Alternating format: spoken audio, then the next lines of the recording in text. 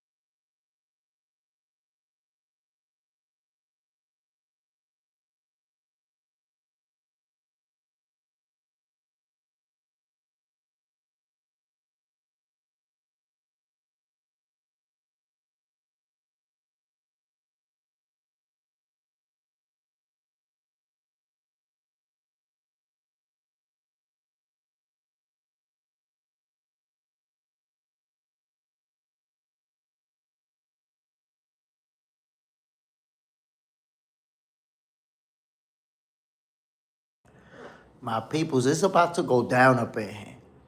It's about to go down. Floyd Mayweather teasing a comeback. Is he coming back? Shit, the show kicks off in a couple of minutes, man. Be ready for the smoke and let me know what y'all think.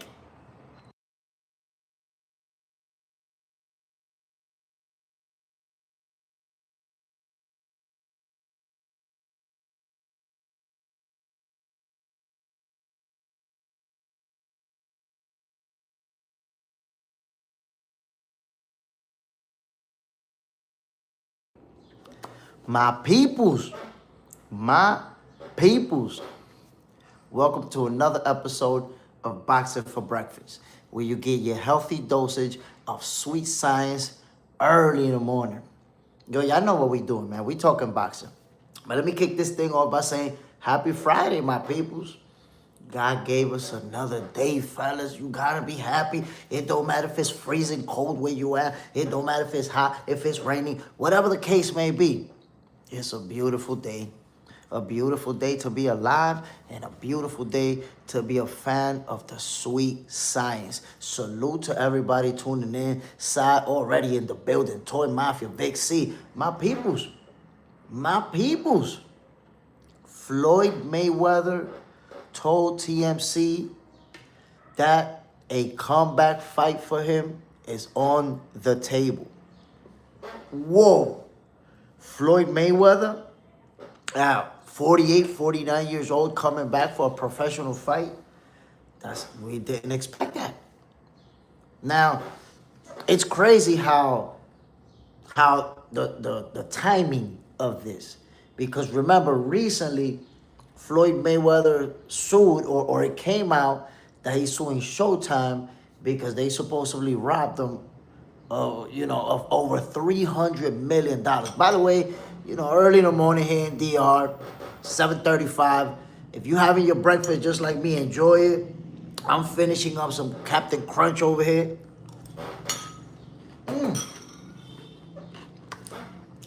But, there's always going to be the people that are saying, oh, Floyd Mayweather going broke. his money going low. 50 Cent already, 50 Cent is the troll master. So 50 Cent is out there talking about, yo, you're going to be fighting Uber drivers and shit like that because Crawford saying he's not coming back. So what's going on with Floyd Mayweather, my peoples? Is he having money issues? Or, does he just want to be on the spotlight and get a big payday?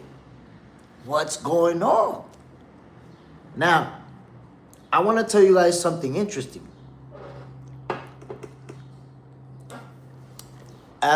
This was around, I'm not sure the year. I can't tell you the year exact. But it was around 2020 that Oscar De La Hoya said Floyd will be broke within 10 years from retirement. Well, the last time that Floyd fought professionally was in 2017 when he fought Conor McGregor. Right now, he's 9 years into his retirement from professional fights. Right now, 9 years. It would be 10 years next year.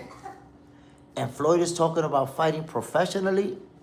He's suing for $350 million or something like that. Is Floyd Mayweather having a situation with money? Vic C, they banned the scary style. Brascarell, greeting from the mean streets of North Omaha, Nebraska. 5:35 in the morning. Salute, family. Bam. Terence Crawford, stomping grounds. Packer, gamer. 6 likes. Good morning, brother. Salute, family. Damn, 20 son, 30 of us. 6 likes. Come on, my peoples. It ain't going to be no more ghost watching. Boxing for Breakfast is going to be on fire all 2026. I'm bringing you this smoke. Marie, is there any chance into the envelope and send it? Ah, damn, bro. Like, is that going to be worth any money? Pork chopping, the afternoon. Why do you think we no longer see bulldog-style heavyweights like Mike Tyson, etc., 5'10", 230 buff? Most heavyweights look more like basketball players compared to boxers in the 80s and 90s. I mean, that's just the way that it's evolved. Now, my peoples, I would never have thought that we're going to see Floyd Mayweather coming back to a professional fight. Why? Because, come on, Floyd cherished that undefeated record. That 50-0 is like everything. You see that Floyd changed the game. He literally changed the game because of him, a lot of fighters don't want to reach that. Oh, they want to accomplish, they want to reach that Floyd Mayweather status. Listen, every time Floyd Mayweather come up, the 50-0 gets brought up more than all the champions that he beat. It does come up. He beat 20-something world champions. But that that's what come up the most. That's part of why Floyd Mayweather is so big, so famous. Because even fans who don't follow the sport of boxing, fans of other sports, they just know that Floyd Mayweather undefeated. That he retired 50-0. Is he really going to put that O on the line? I think Floyd is like 48, 49 years old right now. Right there, right around the corner to getting to 50 years old. Is he really ready to come back and risk it? And then, what's going on with the finances? Because I got to tell you, my peoples, I don't think when a fighter has that much money and they're that age, we're not really expecting them to come back. We're not expecting that to happen. We're like, yeah, he's done. So honestly, me, myself, never in my life I would have thought that Floyd Mayweather was coming back. No way. So, it's a funny coincidence that Floyd Mayweather is now suing Showtime for over $300 million. And at the same time, he's talking about coming back. Whoa. Whoa, my peoples. Packers gamer. Floyd wants another Pacquiao payday.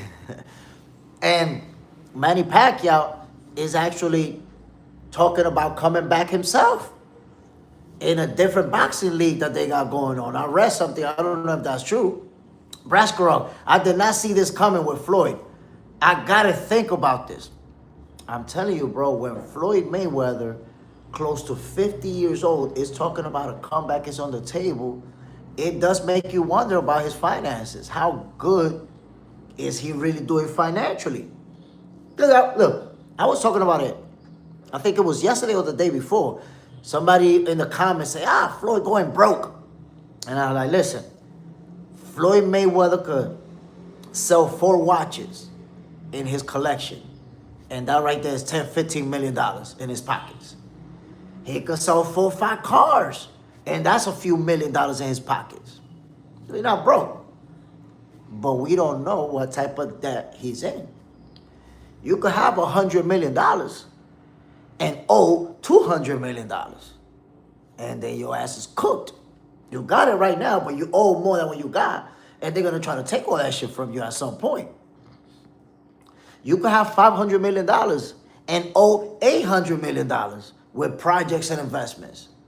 So I don't know Floyd Mayweather's financial situation, but for him to be nearly 50 years old and talking about a comeback is on the table, that's not a good look to me. That's not. Braskarov, off the rip, is Turkey going to bite? Yo, listen, man, His Excellency Turkey Al Sheikh might be like, yo, Floyd, we got some paper for you. Let's make it happen. Vic C. Chavez beat 19 in the 3-belt era. 89-0. Julio Cesar Chavez, man, was one of the fighters that actually got me, the fighter that got me into boxing. 11 years old, and I told the story before. My pops took me to a friend's house to see Meldrick Taylor versus Julio Cesar Chavez 1. And that's it. I was hooked on boxing ever since I was 11 years old. Vic C, 37 title bouts, 27 defenses with 23 KO. Oh, #1 record. Largest crowd in attendance. Yeah, that was in Mexico. That's still active right now, that record. Vic C, he's invested his money well. We have to see what is causing Floyd Mayweather to want to come back to boxing professionally. Because remember, he's been doing exhibition fights since he retired, and he's making a pretty penny for those. He's making good money for those. We talking about, what, $20-something million to fight a guy that's not even a boxer in some cases, and a sparring session, beat him up, have some fun with him. But now, when I see that he's suing for over $300 million and teasing a comeback, yo, that's it. That shit sound like he need a shitload of money. Rough record. Enough people don't talk about Lennox Lewis. I mean, I think when we talk about heavyweights and all-time greats, Lennox Lewis got to come up. I think he got to come up. But, you know, he lives a real quiet life relatively. He's out of the spotlight. So it's a lot of fighters like that who people not really talking about them. So, my peoples, there you have it. And I'm going to point this out again. By the way, yo, 60 of us, 10 likes. Come on with the ghost watching, my people. The ghost watching. Double tap that screen. Let me point something out for you guys. Floyd Mayweather's last professional fight was in 2017. Okay? Versus Conor McGregor. Last professional fight. Now, we're 9 years away from that. 2026. Right?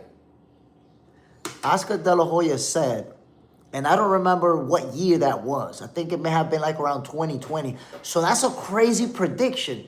Think about this prediction from back in 2020 or around there. Oscar De La Hoya said that 10 years after retiring, Floyd Mayweather will be broke.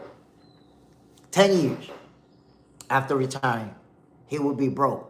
Right now, we're 9 years away from Floyd Mayweather's last professional fight. And on year 9, he's suing for over $300 million, and he's already talking about a comeback is on the table. I don't think nobody in here could say, or nobody in here is going to say, well, I know he was going to come back. I expected, like, with all the money that we're assuming Floyd Mayweather got, and he's close to 50 years old, no way he's coming back. Well, it looks like he might. It looks like he might come back. So, you know, it makes me wonder how good is he financially when he's seizing a comeback at this age. The boxing advisor, Floyd Mayweather, flies everywhere on private plane. For you to continue to live a lifestyle like that, you're going to have to continually be able to bring in a lot of money. Of course, I agree with you 100%. But this is what Oscar De La Hoya said, like, back in 2020. That Floyd Mayweather doesn't do anything that generates what he's able to make when he step in the ring. You know, step in the ring, $100 million, 150. He don't really have anything that makes that type of money. So what Oscar De La Hoya was suggesting is that Floyd Mayweather, after he retired from boxing, he still has kept the same lifestyle. He still shops for cars regularly. He still shops for watches regularly. He still have the same huge entourage around him. Like this, there's a lot of people who their life revolves around Floyd. Who you know, basically their job is Floyd. That's how they pay their bills. That's how they get their cars. That's how they get. And all the women around Floyd, the mink coats, the cars, the houses, they live off of Floyd. So once he retired from boxing, you know, his lifestyle never changed. It never dropped down to, okay, I'm not making, you know, hundreds of millions for fights, so let me, whoop. He never did that. He's always been at the highest of the highest levels when it comes to spending money. So basically, Oscar De La Hoya is suggesting he's going to go broke. 10 years. I gave him 10 years to go broke. We're at year number 9. And at year number 9, Floyd is suing and teasing a comeback. It makes you think. Rough record. What happened to TMT? I mean, think about it. What happened to... What fighters can you say are signed to Floyd Mayweather right now? We know Carmel Moulton is signed to Floyd, but he's a few years away from becoming a star and bringing in the big money. Carmel Moulton is going to become a superstar, by the way. He's going to become a superstar. Big, big. Joseph Brown, signed to Floyd Mayweather. Joseph Brown is going to become a superstar. But they're years away from that happening. So Floyd Mayweather is not making millions and millions of dollars off of those guys. Brascarol, do we want to see Pac-Man versus Floyd again? Yeah, kind of, sort of. Look, man, honestly, they're both way past their prime, but we felt that way when they fought already anyways. They're, I would say, big enough stars and important enough in the game of boxing that if they fight, we tuning in. Yes, there's going to be people that's going to say, oh, I'm not going to watch that fight. I'm not watching it because I don't care, they too old. Those are the first ones that are going to be watching, bro. So if Floyd Mayweather, Manny Pacquiao, if they do that rematch, I believe, yeah, we're going to tune in. We're going to watch. Cass, top of the morning. Salute, family. Bam. Rough record. I have a pair of boxing gloves signed by Marvin Hagler. I live near Brockton, Mass. My father met him in 1992. Ooh, salute, family. Those gloves, save them. Don't sell them, bro. I know that if you put them out there on eBay, some shit like that, you get a nice chunk for them. But keep them, bro. That's awesome. Al Booger, salute, Jay. That's pretty insane. Like I said, man, I don't think none of us would have ever expected that Floyd Mayweather would be talking about coming back and fighting a professional fight. DeAndre, he don't got good endorsements.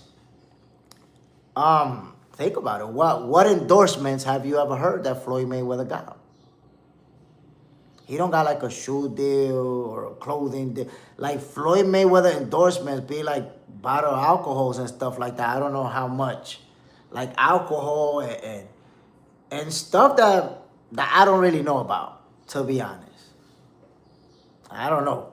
But endorsement deals are never going to make you the type of money that you make stepping in the ring yourself. Fighting is the only way that Floyd Mayweather going to make 100 mils. Like that, boom, there you go. Only fighting, he's going to make that type of money. That's why Oscar De La Hoya said that he was going to go broke in 10 years. And by the way, he said that 9 years ago. Why?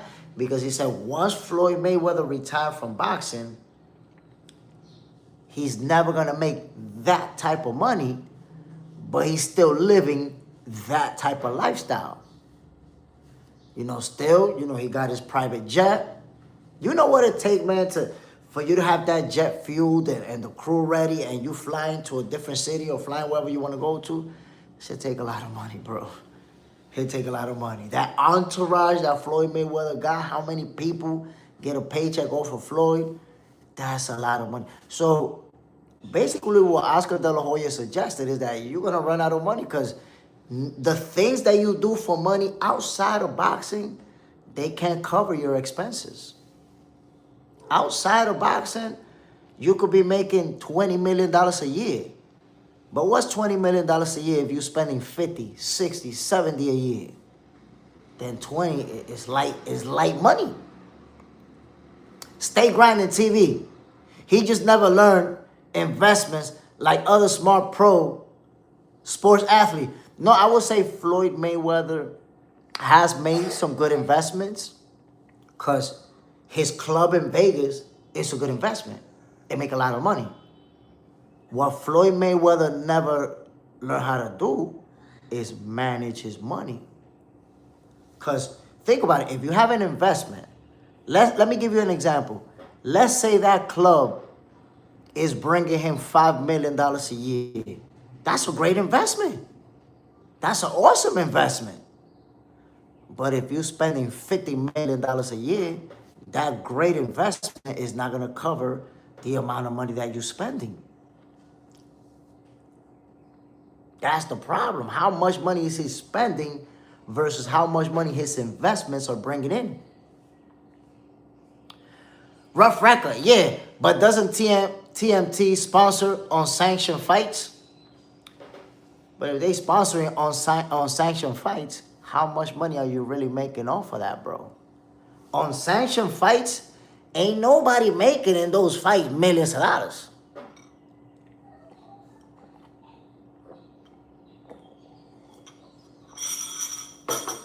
You could be sure of that, bro. In unsanctioned fights, there's not a single person making $2 million a fight, $5 million a fight. Ain't nobody making that type of money. If it's not sanctioned, it's like a B League kind of thing going on where they making chump change. DeAndre, he did try to help BMF uphold their image amongst other people. Packers gamer, I will still watch though. I mean, if he fight Manny Pacquiao, I think we all gonna be watching, or whoever he fights. Whoever Floyd Mayweather decides to step in the ring with, we're gonna watch. DeAndre, facts. He could at least have boxing equipment or Powerade. You see, that's what I'm trying to tell you. Look at Shakur Stevenson. He got an endorsement deal with Reebok. And that's something that we don't really talk about it like that. But you see him wearing the Reebok shoes and the Reebok gear.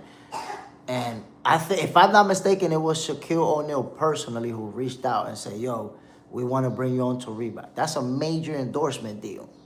Major endorsement deal. The Boxing Advisor. Better matchup, a bigger Shushu versus Inoue, or a smaller Bam versus Inoue.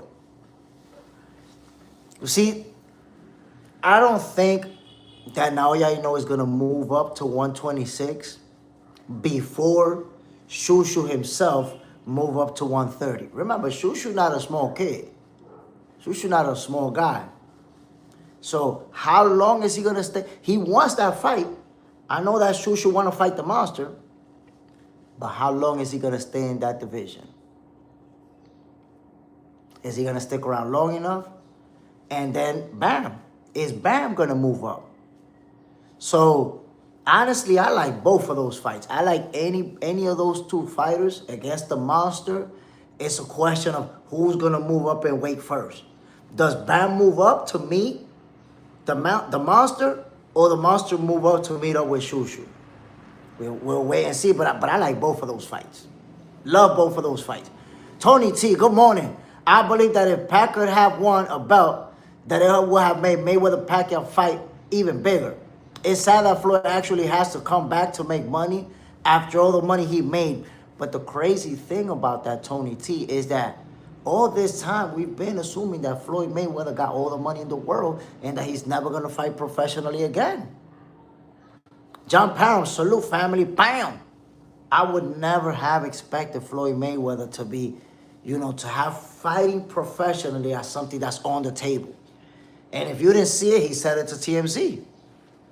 He even said that some names have already been floated around for his comeback fight, and Terence Crawford was one of them. Which is going to make me segue into Terence Crawford, my peoples. Terence Crawford, read that quote right there. I won't retire for anything because now you're selling your soul. Let that sizzle in your spirit. Terence Crawford was asked if he would be willing to come back for $100 million. 100 mils. And his answer was that he's not willing to come back for no amount of money. Let that shit sizzle in your spirit. So we have Terence Crawford. We know he got mad investments, mad properties, made a lot of money against Canelo, over $100 million. And he's talking about nothing is going to make him come back. Floyd, on the other hand, who's the boxer who made the most money ever, is talking about a comeback is on the table. Now, you got to see that Terence Crawford is simply built different. Not just physically, but up here. Why? He has that mindset similar to I would say, some European fighters. Like if you look at Lomachenko not trying to make the most money. He not trying to have the most money. He retired like, yo, I'm good. He could have made a shitload of money fighting Tank Davis. But he said, come on, man, I've been trying to fight this guy for like 6 years. Now at the tail end of my career, they want to fight me. Nah, I'm good.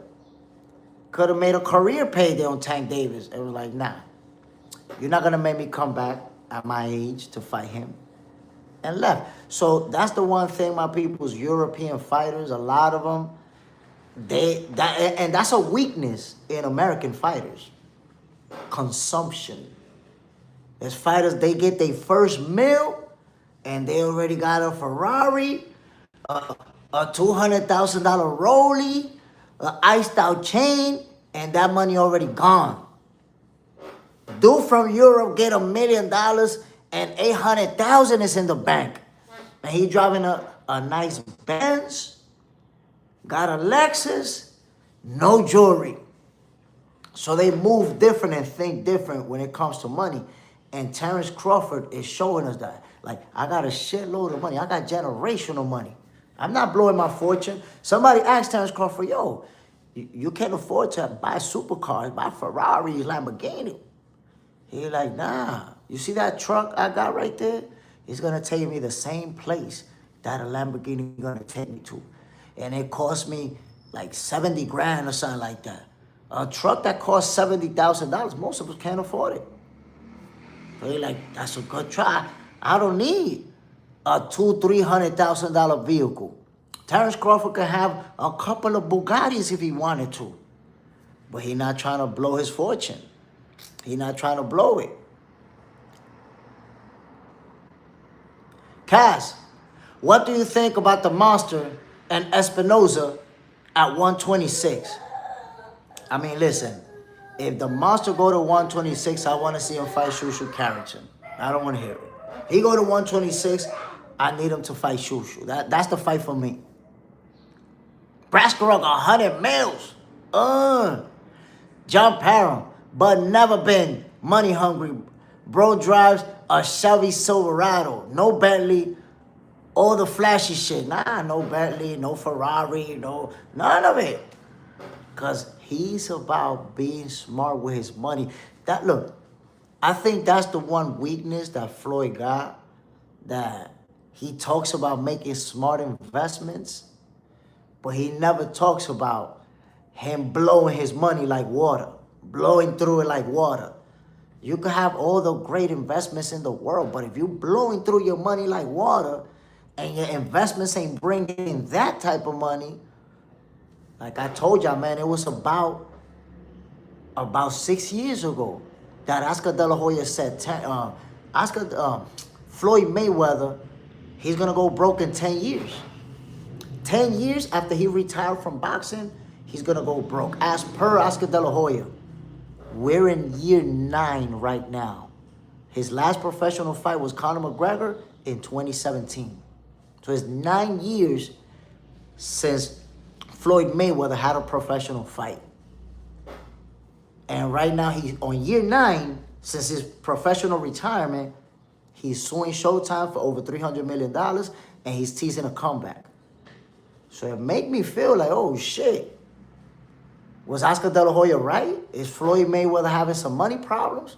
I don't know. But Terence Bud Crawford is definitely not having money problems. He's out there talking about, yo, they can offer me 100 mils and I'm not taking it. I'm not selling my soul.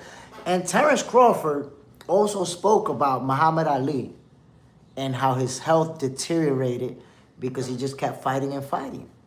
And even when he had health problems, he was still fighting. You don't want to see that happen. And Floyd Mayweather, even though he retired in 2017, how many times has he fought those exhibitions, which make a nice chunk of money? Make a nice chunk of money in those exhibitions. I don't know what's going on, my people. Didn't expect it. I tell you, I did not expect Floyd Mayweather to be talking about coming back unretiring. Just business. I never even heard of Terence before Spence. But hell yeah, ball out. But Tyson, early habits. No, so I'm going to tell you like this. A lot of people didn't even know Terence Crawford like that. But me, myself, I knew where Terence Crawford was headed. The first time that I watched him fight, he hadn't even been on ESPN yet, because when they first signed him, he fought like on a sister network. I remember when he fought with the big ass cornrows, and they were like, "Oh my God, Terence Crawford, that guy's scary. That guy's scary." And he was early in his career, knocking people out, but his style of boxing, I knew he was a special fighter. Look, I'm gonna put it to you like this: the first time that I fought Terence Crawford was maybe 3 fights before he got to Yuriorkis Gamboa. 2-3 fights before the Gamboa fight was the first time I seen him. And he had not got to ESPN yet. They had signed him, but he was in some other network that played the fight. And when I watched that fight, I just ran into it. I was watching TV, bang, oh shit, that fight was... That's so you could see he was nobody yet. The fight was in the daytime, at 5, 4. The sun was out and everything. It wasn't even dark. And I watched that fight. I was like, oh shit, yo, damn, this guy nice. This guy can fight.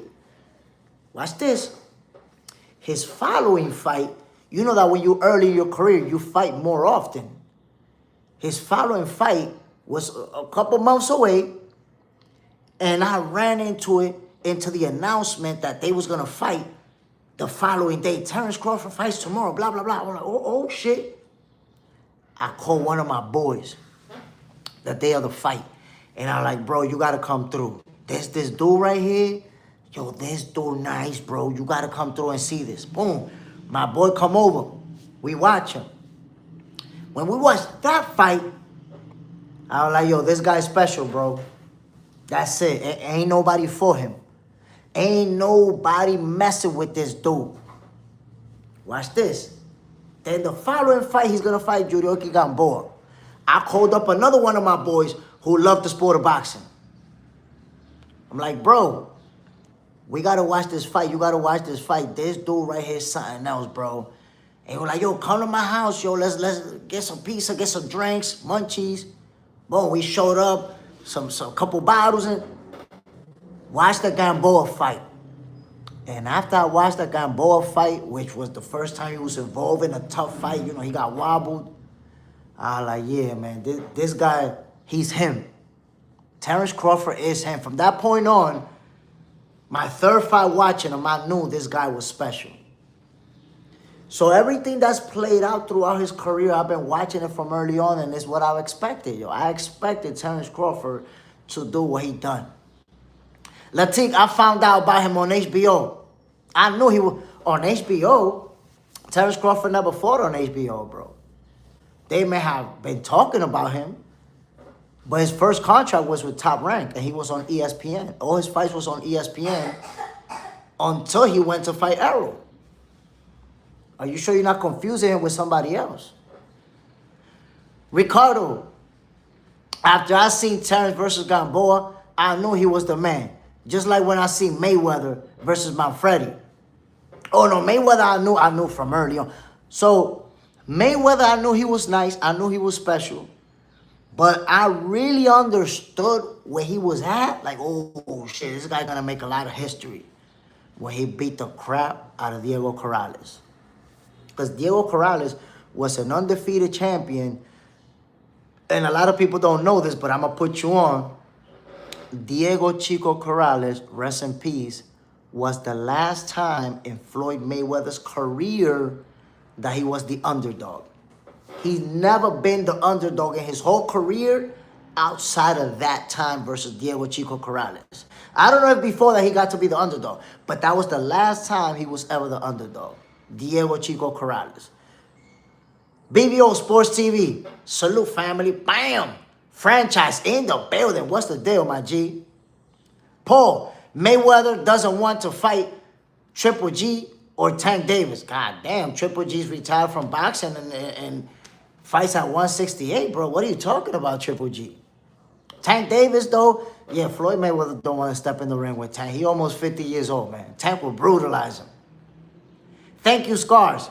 This man knows his boxing, period. I appreciate it, my brother. And by the way, Tank is dealing with the legal situation, so we don't know when we're going to see Tank Davis in the ring. We don't know. But I got to tell you this, my peoples. In an era where it's all about consumption, it's all about who got the most money, it's all about who got the most cars and the most chains and the most jewelry and all of that, you got to have mad respect for Terence Crawford. Saying, yo, it don't matter if they offer me $100 million. I'm not coming back. I'm not selling my soul. You got to respect that, my peoples. He could easily come back. He could easily tell Floyd, yo, let's make this little couple $100 million paydays. Come on now. He could do that. But he doesn't and he won't. So you got to respect Terence Crawford. He's going to be one of those fighters, and not a lot of fighters do this, my peoples. He's going to be one of those fighters who was responsible with his money, who been responsible with his money, and who's going to retire and actually retire and not have to come back. He's going to be one of those. Andre Ward is one of those. And let me say this. Andre Ward didn't make as much money as Terence Crawford. He never made the type of payday that Crawford made versus Canelo. But he made good money. And he's still making money because now he's on a podcast and doing a few other projects. I'm sure he got investments. So Andre Ward is good. But what does Andre Ward and Terence Crawford got in common? You don't see Andre Ward iced out with diamond chains and diamond earrings and a Lamborghini and Ferrari car collection. Andre Ward didn't do none of that shit. He got his money. He kept his money. John Parham mostly said he will fight Floyd still, but no, can't see it happening. I mean, mostly, man, I really don't even want to see him fight again. Because you know Mosley ain't even talking right these days. all them wars that he was involved in mostly took a lot of shots to the head, and he ain't even talking right. So I don't want to see Sugar Shane Mosley coming back. I really don't want to see that. My people, let me segue into Shakur Stevenson right quick. Why do I gotta segue into Shakur Stevenson? Because think about all the hate that he used to get. That he not a pay-per-view star, that he ain't done no pay-per-view, that he not making money like that he not selling out arenas, all of this other stuff that's been floated out about Shakur Stevenson. So you have to think about the fact that he just came off of making $10 million versus Teofimo Lopez. 10 mils. And there's not a lot of fighters. There's a short list of fighters. Only the biggest stars in boxing make that much money. Because everybody's not making 50, 100 million and all that. People get delusional and think anybody's going to make that. Right now, if you start looking at the fighters who make 10 million in a fight, it's not that many that could make that type of payday. So now, he comes off of a victory over Teofimo Lopez. Fan base has exploded. People have now started to change their mind. People who said, Shakur's not all that, he ain't it. Now there's people saying, oh man, I've had people tell me, yo, I was wrong. I was wrong about Shakur. People said that. On this very show, not today, but in Boxing for Breakfast, people have already showed up and said, yo, what I thought about Shakur, I was wrong. He made Teofimo Lopez look easy. So there's the people that would prefer to diminish Teofimo Lopez because they don't want to accept Shakur's greatness. But there's already people that seen it. They're like, yo, this guy. But I'm going to show you proof that Shakur Stevenson star power is exploding. I'm going to show you that right now. Watch this. Boom. I give you Anthony Towns. Got a cut in his eye. And what he say? I look like I fought Shakur Stevenson. I need you to understand what that means right there. I need you to digest that and really understand it, what that means. You have a famous NBA player, the most famous NBA player on the team, on his team, on the New York Knicks, saying that he looked like he fought Shakur. So now you're seeing the references. Eugene, Shakur needs to stop ducking Devin. Yo, don't make me laugh this early in the morning. Let me get through this, bro. Let me get through this.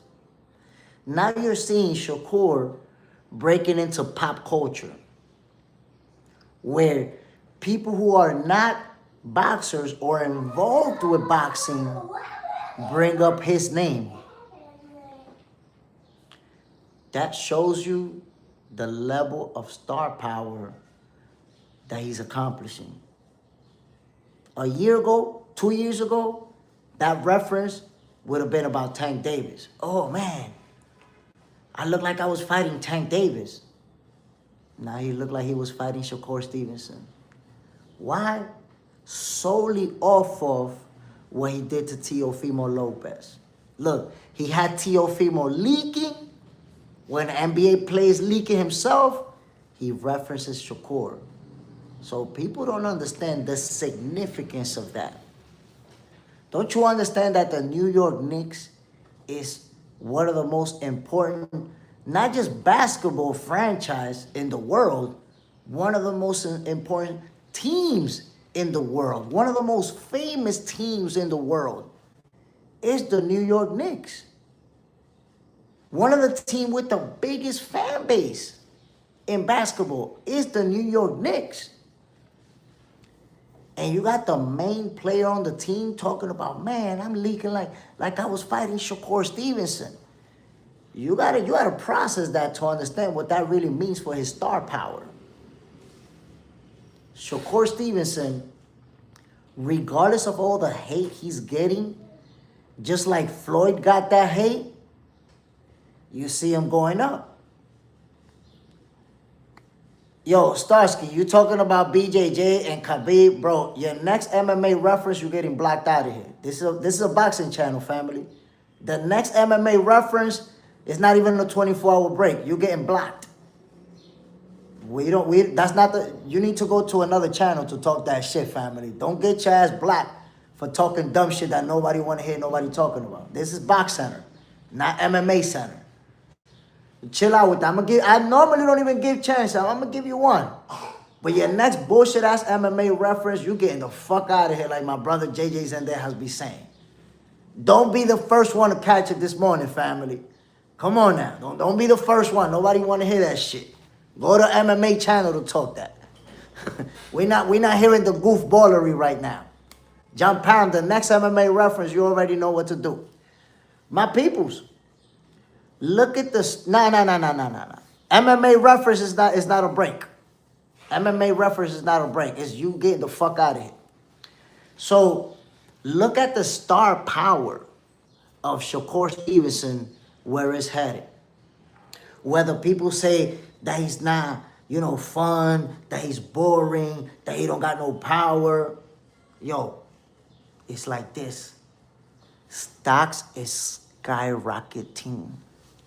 Skyrocketing, my peoples. Which, franchise, salute, bam, which leads us into this. Bam. Both fighters, my peoples. Both fighters, their stock is skyrocketing. And look what Bill said. Who wants to see it? To believe it. Sweet science, top dogs. Ooh. Rich Porter. None of them is coming to the boxing ring and touching Shakur once. What is even the conversation? I don't even know, man. I don't even know. But look at these two young guns, my peoples. Look at them. Oh, now I already see this guy's a dummy. You out of here, dummy. We don't got time. That dude must have thought that I'm going to sit here and argue with him. He don't realize that we get him out of here quick. My peoples, we got the first dummy out the building. First dummy out of here. He thought I was going to read his comment and start arguing with him. What a dummy. But my peoples, look at it right there. Shakur Stevenson and Devin Haney. We already see Bill Haney floating both of those names. Thank you, Scars. That's how we doing them. We don't got time for the dummies this morning. So when you see that Bill Haney's already posted this image himself, and also Devin Haney said, yo, I'm trying to fight Keyshawn and then Shakur. That right there tell us, man, this fight, we might get this fight sooner than we thought. We might get this fight this year, fellas. Because think about this. What if Shakur Stevenson does move up to 147 and fight Conor Ben? What if he fight Conor Ben at 147? If he fight Conor Ben at 147, that's it. We both in the welterweight division. So, for me, this fight was going to happen in like 2-3 years. Why 2-3 years? Because I was like, okay, Shakur Stevenson is going to go back down to 135. He's going to do his thing, probably going to go beat up Murataya at 135 and unify a couple titles in there. After WBC, we know that shit is a trinket. Mauricio Sulaiman is a piece of shit. That's been established. But I thought he was going to accomplish at 135, then move back up to 140 and go on about his business that he already started. And then 147. But if he come to a deal with Conor Ben, he'll already be fighting at 147. He'll already be at the welterweight division. So we might actually get this fight. Now, you have to think about this. Devin Haney, you have to understand that he's feeling good about himself. Alice, salute, bam. Pedro Mateta, I got Devin. Whoa. Think about it. Devin Haney at 135, he chose not to fight Shakur Stevenson, right? He sent an offer. I'm not even going to get into the who ducked who, because those who understand what happened knows it was Devin who ducked Shakur. But the people who hate Shakur are going to say, no, he ducked because he should have took the offer. Okay, it was Devin that ducked Shakur. He vacated the titles, ran away from the whole division. They didn't want to fight Shakur. But in the welterweight division, we've seen the best Devin that we ever seen. The biggest we ever seen him, the strongest we ever seen him. And he's always been super sharp, footwork been super sharp, elite level shit. This is the best Devin we ever seen. Because now, we got the Devin with all the tools and resources that he had before, but now he's bigger and stronger. Now he got power behind all of that. So Devin Haney and Bill, they got to be confident. Of course, they got to feel good after they did what they did to Brian Norman Jr. But guess what? How you think Shakur and his team feeling? After he made Teofimo Lopez look like a second shift bus driver. How you think he feeling? So, both of these young fighters are coming off of huge monster wins. Both of them, their stocks skyrocketed after their last fight. Come on now. Thank you, Scars. But I'm not intelligent like Box Center. Now you are intelligent. You're here right now. You don't see that the goofballs get kicked the fuck out of here? Rich Porter, hey, I would say fight at 140. They won't fight at 140, Rich Porter. You know why? Because Devin Haney already seen the way he performed at 147. He's not going to drain himself to go down to 140 and show up to the weigh-in looking ill. Nah, the best version of Devin Haney is at 147. He'll never go back down, bro. Like, that's it. He found his weight class. John Parham, Shakur can definitely fight at 147 and would also gain power. I agree with you. Shakur has the size to fight at 147. And he's going to make easy work of Conor Benn. Conor Benn getting beat up. Food for Shakur Stevenson. Latik, Tio the good fighter, Stevenson can be an all-time great. I think once he meet up with Devin, I'm betting on Stevenson, just like I got behind Bud. I got to tell you something, Latik. I say Tio is more than a good fighter. Tio's a great fighter. And I think this happens all the time where a fighter loses, so all of a sudden he ain't great. He lost to Shakur Stevenson. He lost to the best out there. But that doesn't take away from his greatness. He beat Lomachenko, a Hall of Famer. He beat Josh Taylor, an undisputed champion. I remember when Teofimo beat Josh Taylor had not lost his undisputed in the ring.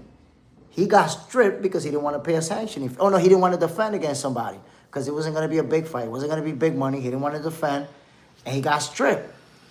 But Josh Taylor was a guy who was an undisputed champion, a legit undisputed champion who won that in the ring.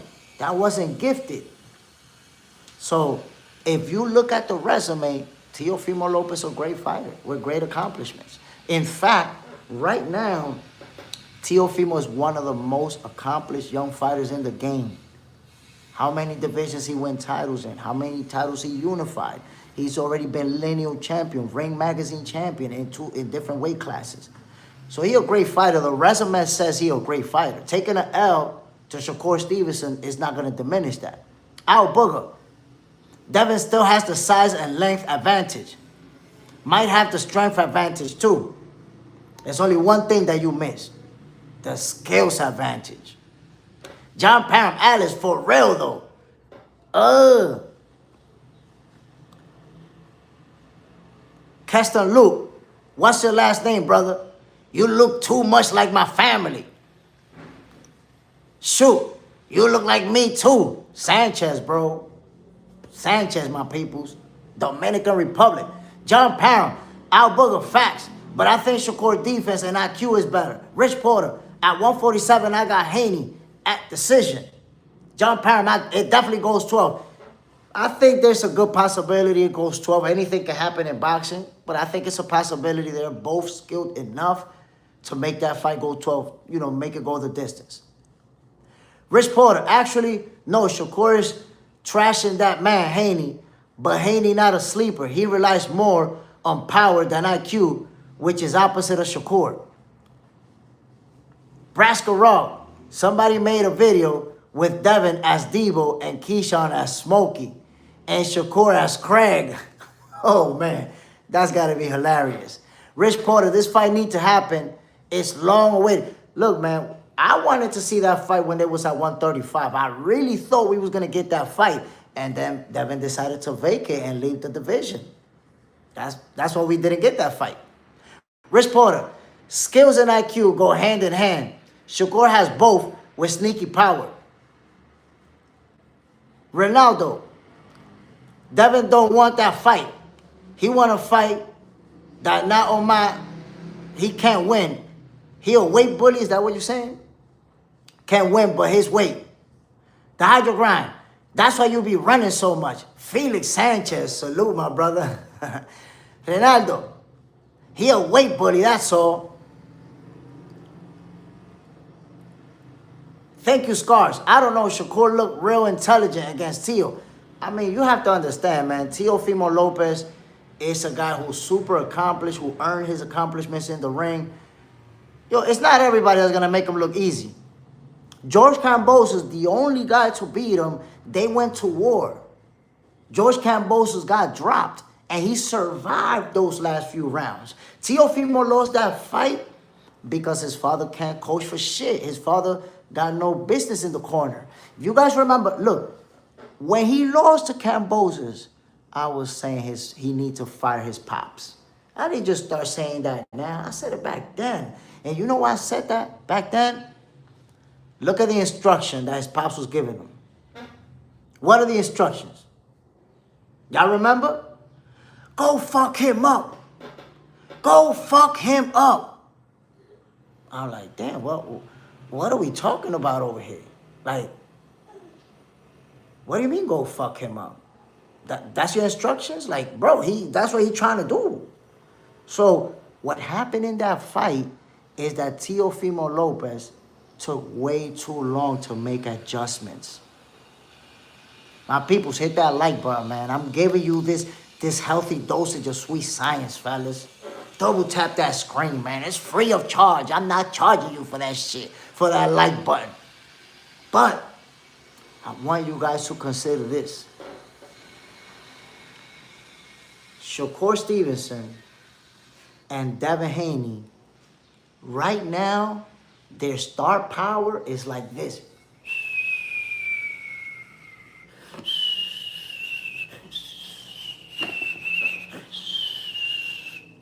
Skyrocketing upwards. That win Devin Haney got, moved up in division, fought the champion, and just beat the crap out of him. And then Shakur Stevenson. How many people went on this show and said Teofimo was going to knock him out?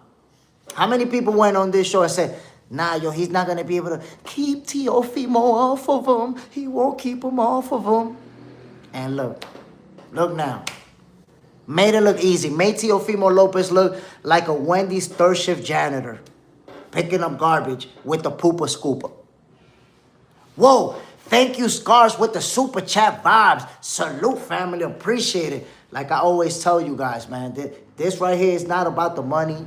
This is not about anything but the love of the sweet science. You guys love this sport. I love this sport. And I really do this for you. I do this for myself because I love boxing, man. But I know you guys love it too, and boxing for breakfast is for y'all. So every day we get to start our day with boxing, and I love it. So I appreciate you. Thank you, Scars. Keep the knowledge coming. We're going to do it, brother. We're going to do it. We're going to keep 2026 is going to be crazy. We're going hard, my G. Alessandro, the best boxer is Tommy Morrison. The best boxer is Tommy Morrison. You're going to need a 24-hour break for that, man. You're going to need a 24-hour break. Tommy Morrison, he a good boxer. He a very good boxer. But the best, you're going to bring up a guy that's inactive that, nah, you need 24 hours. Come back tomorrow and figure a better name to come up with. Not Tommy Morrison. Rich Porter. And everybody, y'all need to understand, man, we don't give 15-minute breaks and 30-minute breaks. No, we give 24-hour breaks. Saying that Tommy Morrison is the best boxer, you earned the 24-hour break, son. Come back tomorrow, say something better than that. Rich Porter, I tried to tell people it wasn't going to be a competition. I'm going to be honest. I had Shakur winning that fight. I had Shakur dominating, but I expected Teofimo Lopez to be more competitive. And that's the reason why I'm telling you, he got to fire Pop Dukes. Look, think about this. Think about this. Let's say Teofimo would have had Bozy in his corner. Let's say he would have had Bomac in his corner. Let's say he would have had, a top-notch trainer, Robert Garcia, in his corner. He wasn't going to win that fight, but he could have lost in a more competitive fashion. He could have lost in a way that he could have kept his head up. Like, yeah, I lost, but I became the first guy to drop him. I lost, but I had him hurt at least. And he had to make adjustments too. But getting your ass whooped, dominated, maybe won one round, maybe got one round. Nah, bro, your pops didn't get you prepared to win that fight. You got to fire Pop Dukes. And I told you guys yesterday, and I feel bad. I feel bad seeing Teofimo Lopez Pops throwing his ass under the bus. That's fucked up, man. Yeah, he wasn't like in the post-fight pressure. Oh, he wasn't listening. He didn't follow instructions. He didn't do what he's supposed to do. Come on, bro. Come on. You're going to throw your own son under the bus? And I told y'all, and I posted a video saying this right here. I said, listen, if I was Teofimo's pops, or if it's my son who got his ass whooped like that, the first time I get on camera, and every time I get on camera, I'm going to take that L with my son. I'm never going to let my son take an L by himself. I'm going to get in front of that camera and be like, yo, listen, we both lost. I didn't prepare him the right way. I wasn't able to make the adjustments to get him ready to return fire. Shakur was doing some things, but I wasn't able to figure it out to give him the right instructions in the corner. And we took that L. We both lost. We lost as a team. We're going to get back to the gym. We're going to work hard. And we both got to improve. So I'm going to take some of the weight of that loss for myself. Because I trained him. I'm the one that was there in the training camp with him. I'm the one that was in the corner. We lost. But Teofimo Pops throwing him under the bus. He didn't do this. He didn't do that. He wasn't listening. Nah, you don't do that to your son, B. That's crazy. That's nasty work, if you ask me. Rich Porter, bro, before the fight, watch the corners. Brothers jumping around with Pops and not locked in. Shakur was razor focused. They look like goofballs. And Pop Dukes in the background. They look like goofballs, bro. Shakur was just looking at him like, and laugh like, yo, this dude a clown, man. You're about to be the most important fight of your career, and you dancing around and joking around, your Pops in the background. But just look at the instructions that Pop Dukes was giving him. Bro, hit him, bro. Hit him. Where's your power? You're going to hate yourself tomorrow. Oh, fuck. What kind of instructions are those? That's why I said that he needed to fire his pops ever since they had that fight with Cambosis. Because Pop Dukes didn't know how to make the adjustments. Teofimo should have won that fight. Could have won that fight. But they made those adjustments too late. He was already way behind on the cards. And he took an L because of that. Go watch Bomac giving instructions. Go watch Bozy. Go watch Derek James. And you're going to see them like, yo, he's doing this. When he does this, when he throw that, slip it, go to the body. When he step in, do this, bam, catch him, go with the right hand up top. Oh, he's doing this, he's rushing you, when he rush you, go this and bam, catch him with the uppercut. They giving the fighters specific instructions of what they want them to do to win the fight. And then you see the fighter listening, locked in on those instructions, and then they go out there and perform and win. But go hit them and hit them some more and beat them up. Those are not real instructions, bro. Anybody in this chat right now, all 73 of you can go in a fight in Teo's corner and give the same instructions that his father's giving him. Every single one in here can do that. Can go in and be like, yo, hit him some more, hit him some more, hit him harder. Where's your power? Hit him. Who can't do that? So horrible instructions from Teofimo's pops, and that's part of the reason why he got his ass whooped.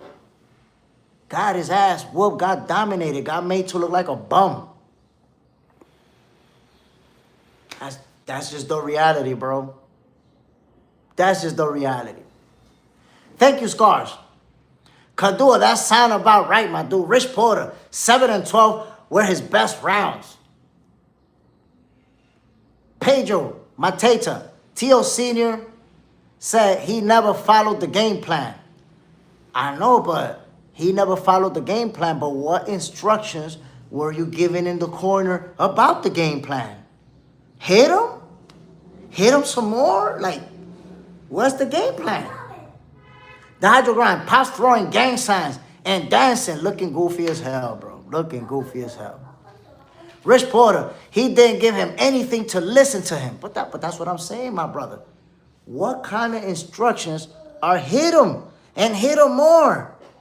You're not telling him when he should use the jab. You're not telling him to try to counter with the right hand. You're not telling him, like, one of the most popular punches on a southpaw, and you're always going to see that, the lead right hand.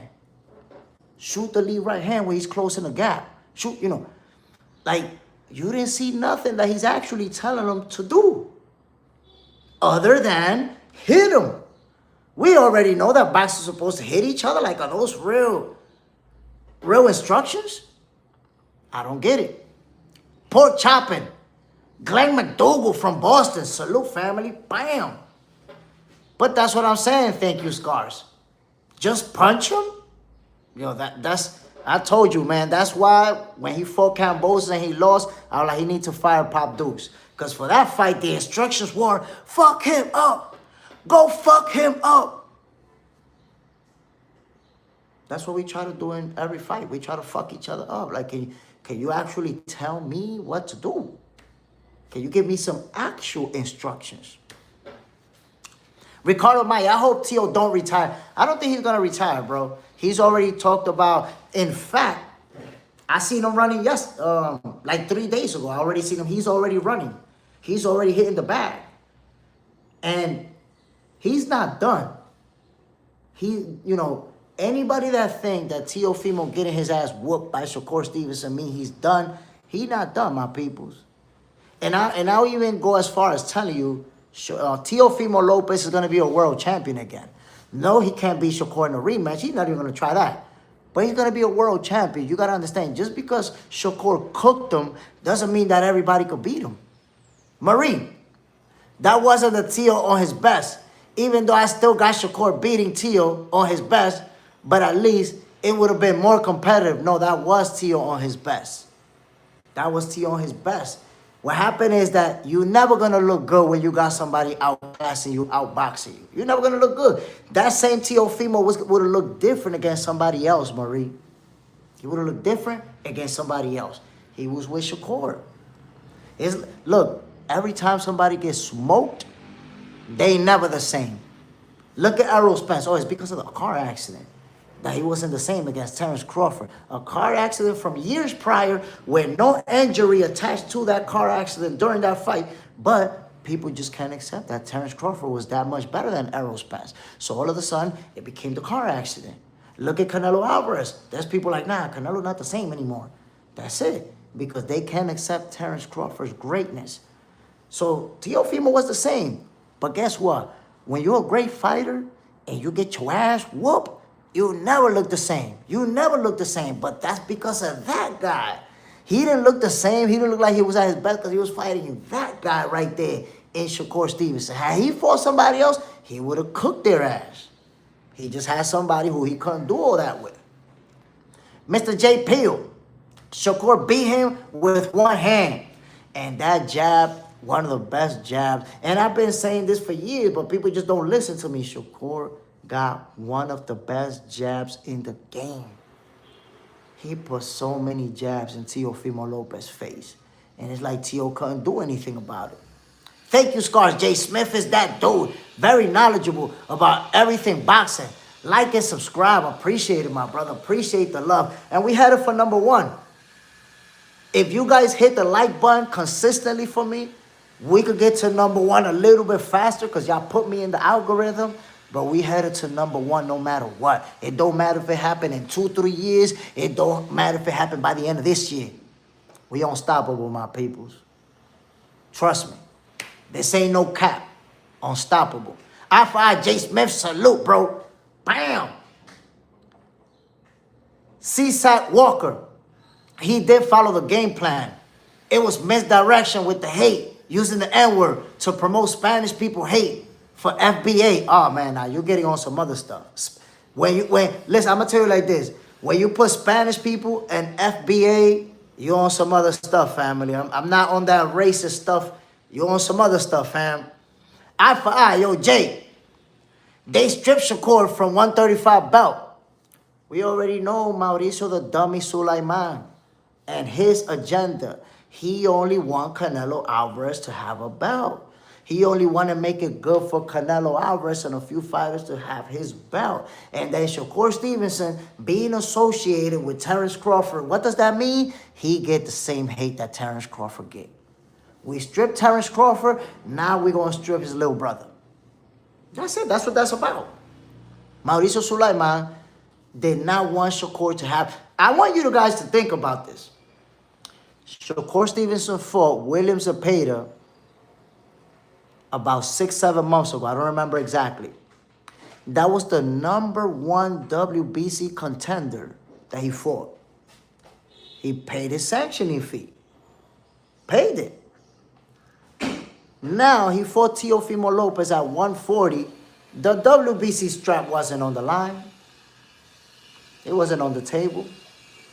Mauricio Sulaiman wanted him to pay $100,000 to keep his belt. 100,000? But I didn't even fight for that belt. And I done pay you my sanctioning fee when I did. So Mauricio, the corrupt goofball Sulaiman, he trying to rob everybody. And that's why I told you guys, the WBC is already turning into a piece of shit. I'm not even acknowledging that belt anymore. I'll show respect to the fighters. If they fight for it, I show respect to them. Because you got to respect anyone that's making it and fighting.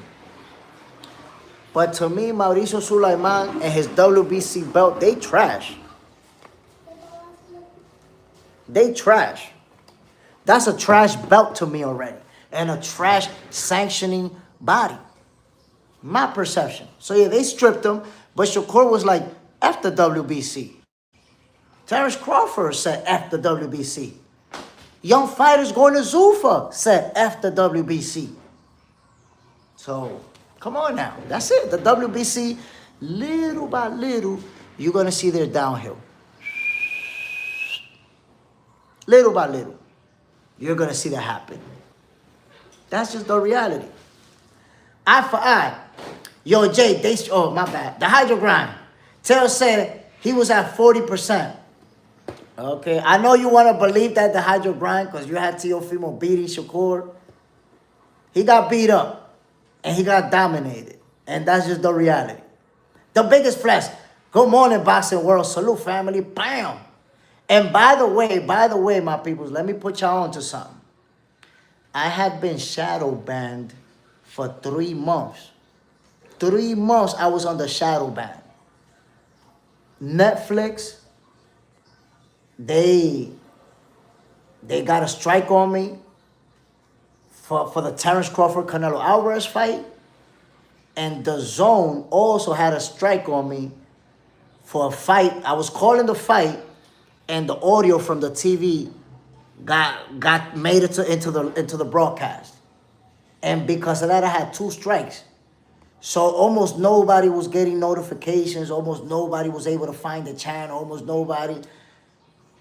That shadow ban is over, my people. That's why you see that today we've got to see up to like 90-something people that joined this live simultaneously. So we offer that shadow ban. Salute to everybody tuning in. I'm pretty sure there's some of you who might be here in Boxing for Breakfast for the first time because that shadow ban was not letting you see this show. There was people who would look for the channel and it wouldn't even come up like that. That's how serious my shadow ban was. So I'm glad to be here. I'm glad you guys able to tune in and enjoy this episode of Boxing for Breakfast. Now, I'm going to segue into something that I had to address because it's very recent. We seen it going down yesterday. Did you guys see Deontay Wilder going off on this dude? Did you guys see it? Did you guys see Deontay Wilder went off on this dude? Thank you, Scars. Yes, we did. So I'm gonna tell you what's my thing about that. About Deontay Wilder going ham on Buddy. Cursing him out and everything, mad as hell, all of that. I'm gonna give you guys my take on this. Thank you, Scars, the race card. Yeah, man. We not even playing. We're not even putting time into the race card. Not into all that. We let other people do that. So Deontay Wilder and Tyson Fury. We had somebody bringing the race card in the comment. So I guess it's the best time to bring up the race card over here. So Deontay Wilder says that he has proof. He has proof that Tyson Fury cheated. The hydro grind, so I'm going to tell you. Deontay Wilder went on a show and he said that he got proof, evidence that Tyson Fury cheated. Well, he's in the UK promoting the fight, his upcoming fight. So there's a show that he went to where they asked him. The guy's like, it's a guy from the UK who obviously supports Tyson Fury.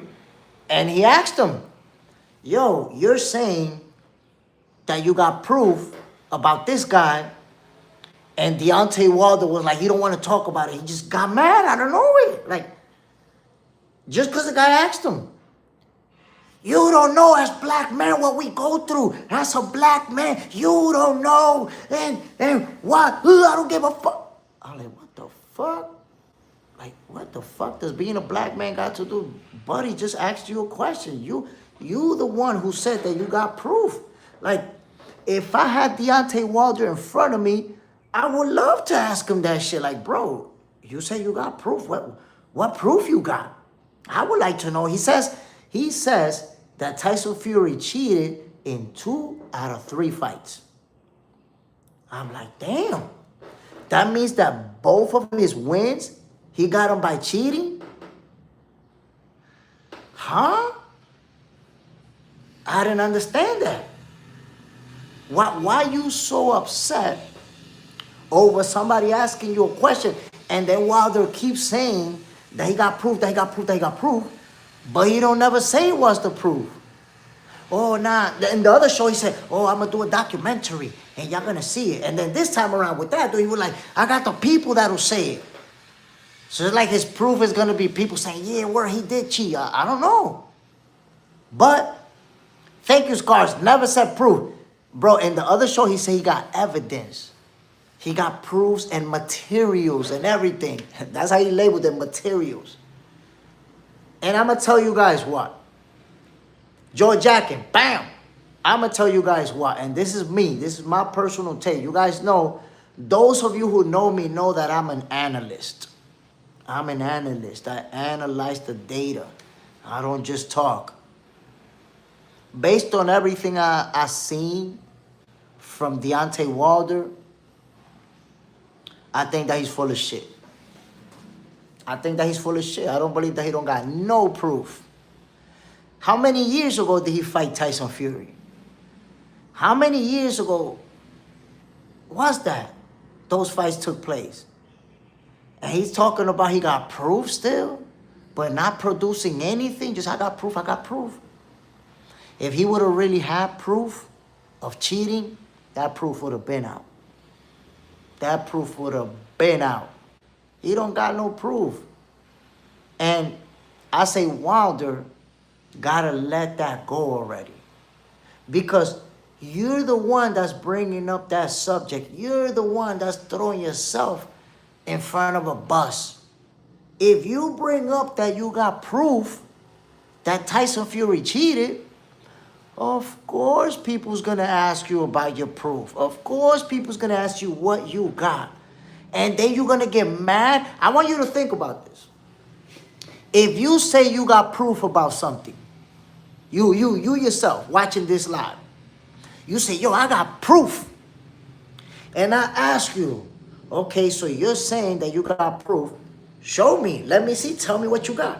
Are you going to get mad at me? Or are you simply going to be like, look, bam, that's my proof right there. Shut up, Jay. You're going to shut me up with your proof. But you're not going to be like, Jay, you don't know what it is to be a black man and what I go through as a black man. What the fuck does that shit got to do with the proof that you said that you got? So I don't want to hear about what you go through as a black man in this conversation. This conversation is about your proof. You're not going to get out of every question by saying that you're a black man and that black men go through shit. What? I was watching that shit and I'm like, what the fuck is Wilder talking about? He's the one who said he got proof. And after he said he got proof, Buddy is asking him a legitimate question. Because also, if you're a Tyson Fury fan, or you're from the UK, Deontay Wilder is saying that one of the biggest fighters to ever come from the UK is a cheater. That's a serious allegation. And he said he got proof. How many years they fought? How many years ago? And you've never produced one snippet of proof because you're somehow hiding all that proof that you got. You sound like you're full of shit, bro. Just let that shit go. You either show proof, show it, look, prove it, or you shut up about that and take your L, man. Take that L and deal with it. That's it. Go to therapy or something and talk to a psychiatrist about that L. Help, let them help you get past it mentally. Just business. You know me, J. Smith. Deontay, been trash. I told you, I can whoop Deontay. Come on, bro. Come on. Don't go that far. Now, the goofy costume, and him saying that it was too heavy. And you see, that's what made Deontay Wilder look bad and like a sore loser. Because like, damn. Y'all remember the outfit wore him down. The trainer spiked his water. At some point, I was waiting for him to say, yeah, my dog ate my training program. I had it on paper. My dog ate it. So, we couldn't write it down and do it again. So that's what, like how many excuses did he really have? Eye for eye. It's like Kamala told us she was black with no proof. I mean, you don't need proof to tell somebody that you're black. Like, look at me. Do I need proof to tell you that I'm black? I'm not African American. I'm Dominican, but I'm black. If you're looking at me, I don't need to show no proof. George Jackin, I'm a Wilder fan. Jay Galley, Wilder has never been a good boxer. Hell of a puncher, though. And I'm going to tell you guys something when it comes to that. Wilder's never been the most technically sound fighter, right? Never been technically gifted like that. He started boxing late. His mechanics wasn't the best. Okay, I'll give you that. But I want you guys to understand something. There's guys who hit just as hard as Wilder who never became world champions. There's guys who hit really hard who never grab a title. King Kong Ortiz, who almost beat Wilder in the first fight, he never won a title. So what I'm trying to tell you is, hitting hard is not enough to get you all the way to becoming heavyweight champion of the world. You need to have a certain level of skill to accomplish that feat. Because listen, and I'm telling you this because I've been at the gym, and I'm telling you this from experience. The overwhelming majority of heavyweights hit hard as hell. The overwhelming majority of heavyweights got knockout power. Boom! That if they catch you, you're done. That's not just a Wilder thing. Look around. Heavyweights hit hard almost by default.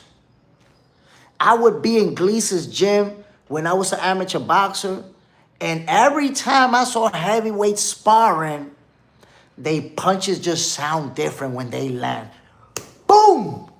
Boom! Heavyweights hit hard. But not all of them make it to championship status, right? Not all of them get to become world champions. Not all of them. So what I'm trying to explain to you, my peoples, Deontay Wilder was definitely, there's people that say, oh, nah, he a bum, he just got power. Not a bum.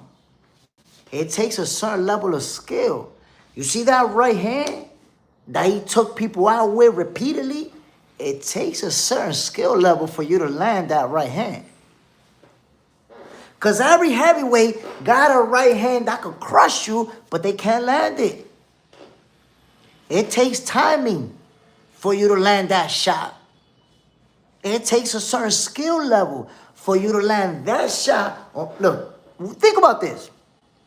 Everybody know that Deontay Wilder's bread and butter was that right hand. Everybody know. Everybody know it's coming, yet they still got knocked out.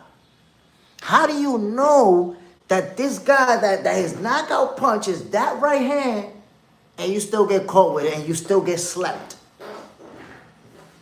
It takes a certain level of skill for you to hit a guy with a punch that he knows is coming, and you still catch him with it, and you still sleeping with it.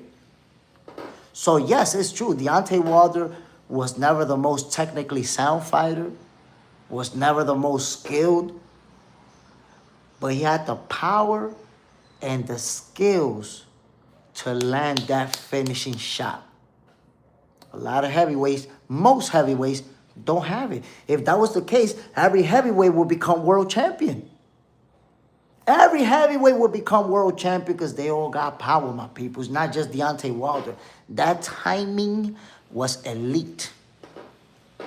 For you to do it to this guy, this guy, this guy, this guy, this guy, almost every knockout from Deontay Wilder is with the right hand, with the straight right hand. You think it's easy to land that right hand? You think it's easy for your opponent to know that you're going to shoot a right hand and you still catch him with it? It's not easy, bro. It's not easy. And I'm going to tell you like this. I made my pro debut at 135, which those of you who know me know that I lost my pro debut. It's been my only fight.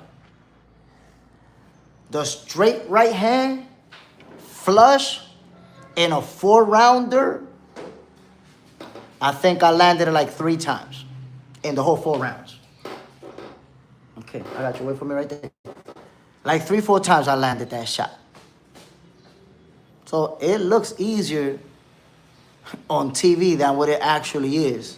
When you have an opponent that's looking for it, that's waiting for it, it's not easy to land that shot, my people. And Deontay Wilder landed it consistently to absolutely destroy his opponents. Let's segue into this fight, my peoples, that is next month, eye for eye. They say Ernie Shavers was one of the hardest hitting MFers in the game. That's a fact. That's a fact. Devastating knockouts. But also Aaron Pryor, the Hawk. Devastating knockouts. David Tua. Devastating knockouts. Mike Tyson. Mike Tyson, to me, the scariest man in boxing that we ever seen. I've seen fighters be scared, look scared when Mike Tyson was doing his ring walk. Deer in the headlight look like, oh shit, man, I'm about to get fucked up. Yeah, Julian Jackson, like, damn, B, I'm about to get beat up right now. My peoples, what y'all think about this fight? What y'all think about this fight right here?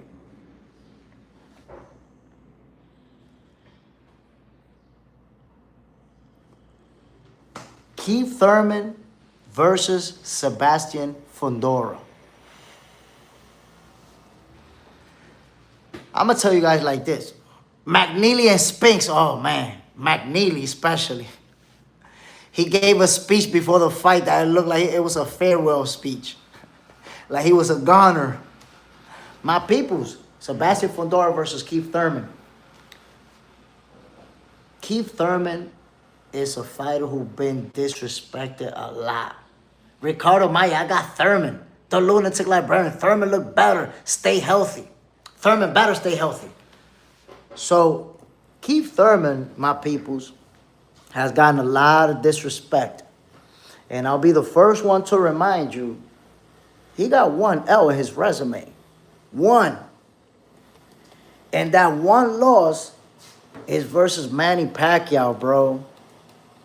He lost to one of the greatest fighters ever, Manny Pacquiao. It's not like he just lost to anybody.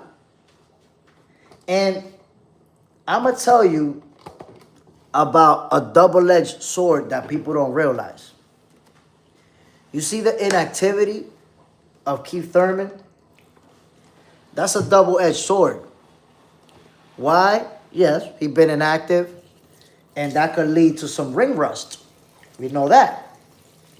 But there's also a positive side of inactivity. And you know what that is? JJ's in there. Salute, my brother. Bam. You know what's the positive side of inactivity? You don't get that mileage in you. You don't have all those fights.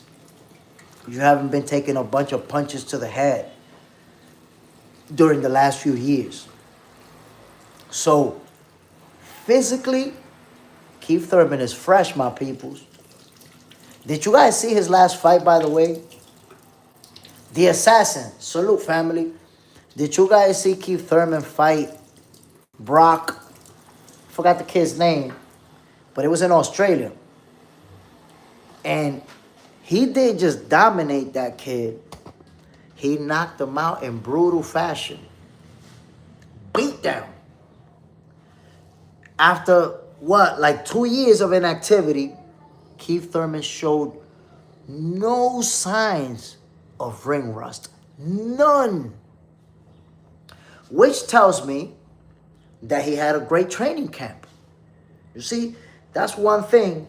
Keith Thurman is a veteran. He's been on the big stage. And Brock Jarvis, there you have it, my brother. Keith Thurman been on the big stage. He a veteran. He know what he needs to do in his training camp to show up at his best. So now he proved to us that he can overcome ring rust. And go in there and fight, firing on all cylinders. We already saw it.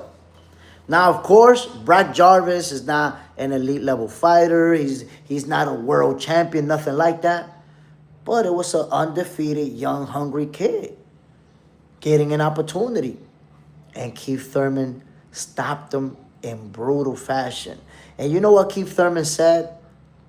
That previously he had started to rely more on boxing people. By the time he got, past that, he was focusing on outboxing them, outscoring them, and winning. And he's like, but that's it. You don't get paid for overtime in boxing. I'm trying to get him out of there. I'm trying to knock people out. And with Fundora, it's no different. He's like, yo, if I catch him, or when I catch him, with that hook right there, y'all gonna see him dancing. Keith Thurman, my people, got a chip on his shoulder. Why? Because he a world champion who's getting disrespected, who people writing him off. Like he washed up, like he done, like he... So he want to show the people that, nah, yo, I could become a world champion again. I'm still Keith one-time Thurman, and y'all going to learn. So we're going to find out, but I could tell you, I understand, and I agree. Of course, Sebastian Fundora is supposed to be the favorite.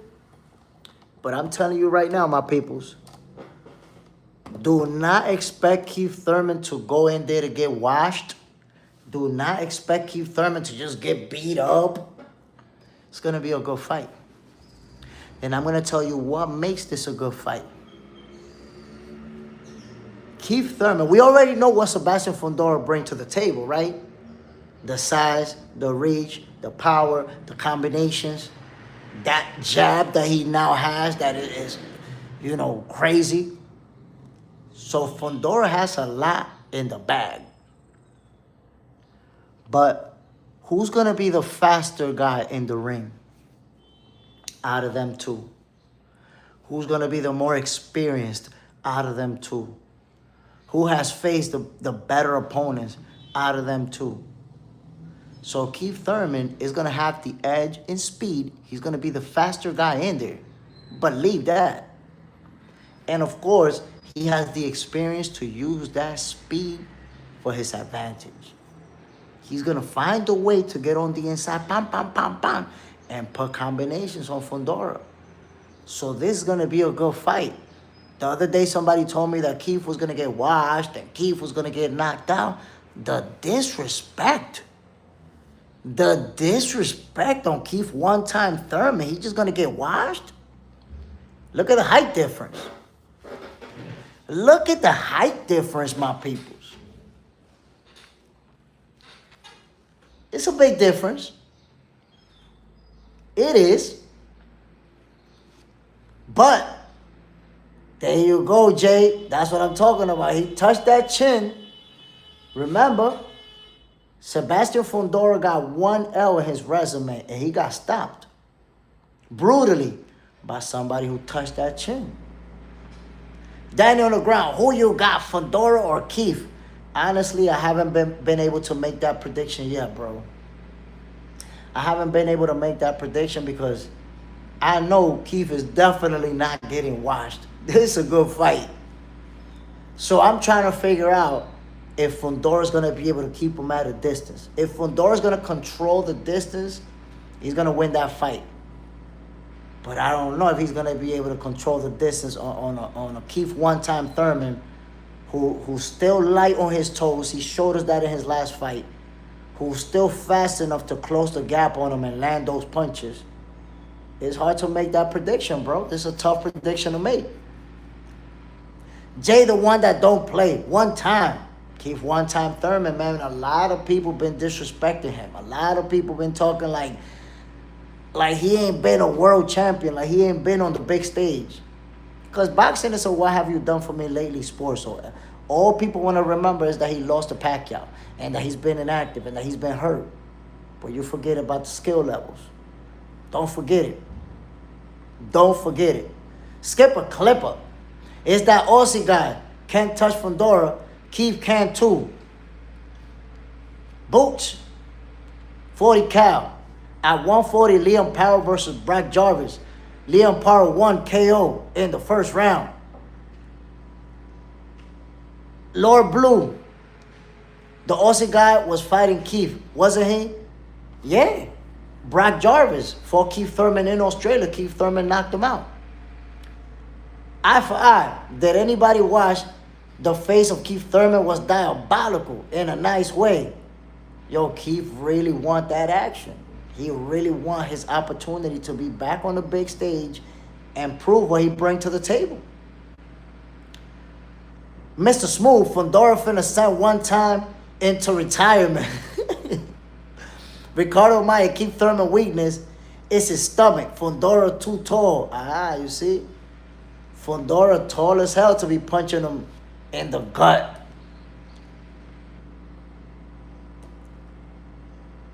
Jay the one that don't play. He banned with Pac-Man though.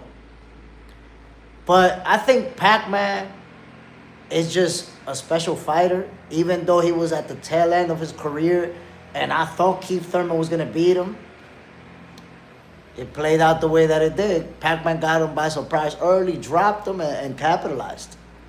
The Assassin, I'm rooting for Thurman. But it's going to be a dogfight. That's what I'm trying to say, though. Regardless of who's going to win, this is going to be a dogfight. It's not going to be an easy win for Sebastian Fundora like a lot of people think. There's people that are saying Fundora's going to wash him.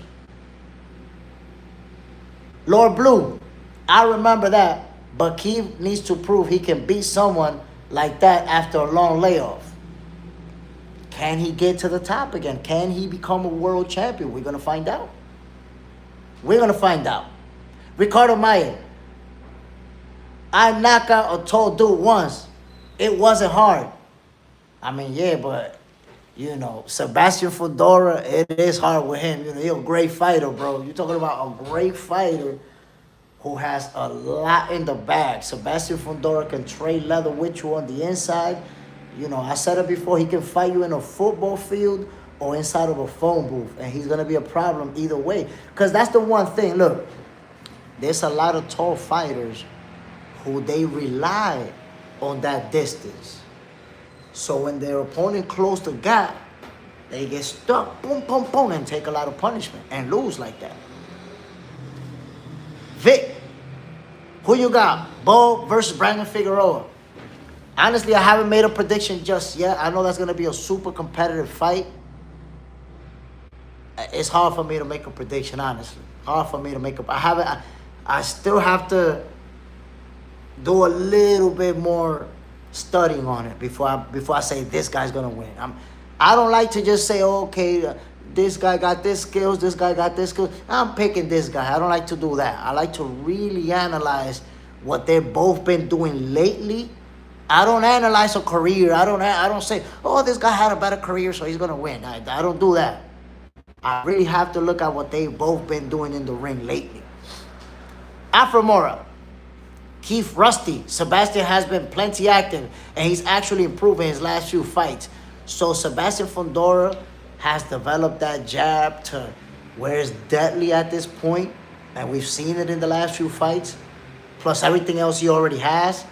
But what I would say Keith Thurman showed us in Australia is that he can come off inactivity and not show any ring rust. Of course, Brock Jarvis is not a champion or is not, you know, that on that level, but still, Keith Thurman looked super sharp, super fast. Power was on point. He looked like the old Keith Thurman in that fight.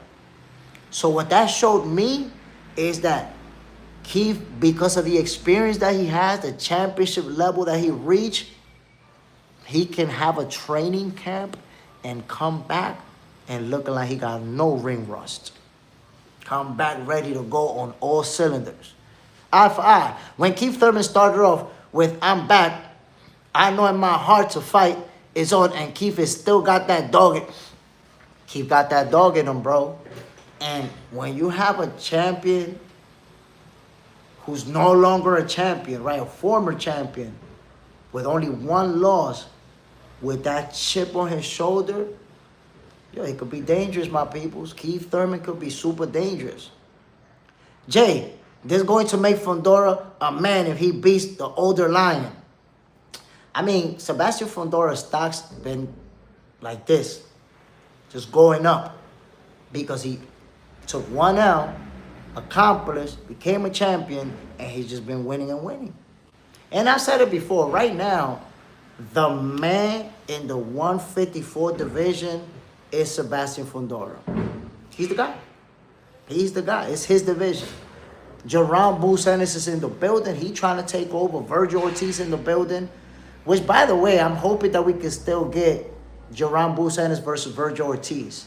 I know Virgil and his team don't want that fight. I know they suing to get out of Golden Boy. But if he don't win that lawsuit, he can't get out of his contract with Golden Boy, Oscar might force him to fight Boots. Because Oscar's going to be like, yo, you either going to fight Boots or you're not fighting. You could go sit down on the shelf somewhere. You wanted to leave Golden Boy, you're going to fight Boots or you're not fighting at all. And if they put Virgil in that position, I think he's going to fight. Mr. Smooth, if Keith win, he adds to his legacy plus his strap season. Listen, bro, if Keith Thurman wins, right away, he's going to be the biggest name in the 154 division. Like, right away. After a win like that, he'd be the guy. He's going to be able to fight whoever he wants if he wins that fight. He could say, Boots, come over here. I'm the A side. Virgil, come over here. I'm the A side. Like, if you have to understand it, an old champion who have reached the status that Keith Thurman reached, if he upsets Sebastian Fundora, now you're winning an upset victory to win, he's going to be the A side against anybody he fights. Nobody's going to be able to have A side status on Keith Thurman if he wins that fight. Boots. So Brad Jarvis was defeated. That was the second loss. If he moved up to 147, but fought in a catchweight, 153. I mean, I don't know, bro, what's the point of all that? The point is that Keith Thurman looked good. If you want to diminish Brock and say, no, he got beat, he's already got beat up, Keith Thurman looked good in that fight. We didn't see no ring rust. Nothing that Brock does or moves or it changes the way that we saw Keith Thurman in that fight. Jay, and can't work on the inside. Al Bugger. I can't call this fight not counting out Keith, bro. I think it's a mistake. Anybody that's thinking Keith Thurman just going to get washed is making a mistake. The Assassin. If Lubin was able to drop Fundora, I think Thurman can do something slick out there one time. And I don't think there's nobody here that's going to say Lubin is better than Fundora. Miguel Rodriguez, Timber. Skip a clip of Jay Smith. What happened to Keith versus Pacquiao? I thought he had the tools to get it done. I think that Manny Pacquiao caught him by surprise. He wasn't expecting Manny Pacquiao to be that fast. He was expecting to be able to dominate him and control the distance, and he wasn't able to do that. You know that Manny Pacquiao he's real fast on his feet. He'll close the gap like within a split second. He's in your face, punch you, 2-3 hit combination. And if you notice in that fight, by the time they got to round number 6, Keith Thurman started making adjustments and started having some level of success. But ultimately, Pacquiao got him. But he got one loss to a great fighter. One. You got to respect Keith Thurman. Don't count him out. Keith Thurman started off saying, I'm back. Keith one time. Thurman. Still got that dog in him. You talking facts, bro. Mr. Smooth, Fundora going to have to land something to keep him off him. You see, if he hurt him early on and make him be cautious, now Fundora is going to dictate what happens. But if one time is able to use that speed effectively and get on the inside, land some good shots, he could cause problems. He could be disruptive. JJ Sendejas, if Thurman wins, he's going to want to clean house quickly because of his age. Now, if he wins, he's going to be gunning for the other champions. But he's going to let them know, I'm the A side. I'm the guy running the show. You're going to do what I say. Boots, Keith Thurman and all them PBC fighters never gave Bud a chance. But look at who's the man and retired 42-0, Fighter of the Year, Terence Crawford. And you may recall, after Terence Crawford beat Errol Spence, Keith Thurman was talking about, I would like to fight Terence Crawford. Me and Terence Crawford is the fight to make. And Bud was like, nah, buddy. Now you don't got no title. You don't got nothing to offer. Now you want me? But you priced yourself out when I wanted to fight you. When you had a belt, you priced yourself out. Now you want me. Now they want payday. They want payday. Remember Jamal Charlo? At one point, he was dissing Crawford. Man, stay down there. You little. You too little. We the big boys over here. We don't got time for you. And after Crawford beat Canelo, Jamal was like, it would be an honor to fight him. You know, he did what I couldn't do. It would be my honor to fight Terence Crawford. Now everybody that didn't want to give him an opportunity was like, it's an honor to get in the ring with him. I say, y'all cooked. Y'all didn't take advantage when y'all had an opportunity to fight him. Boots, Xander Zayas, unified champ. He the weakest link.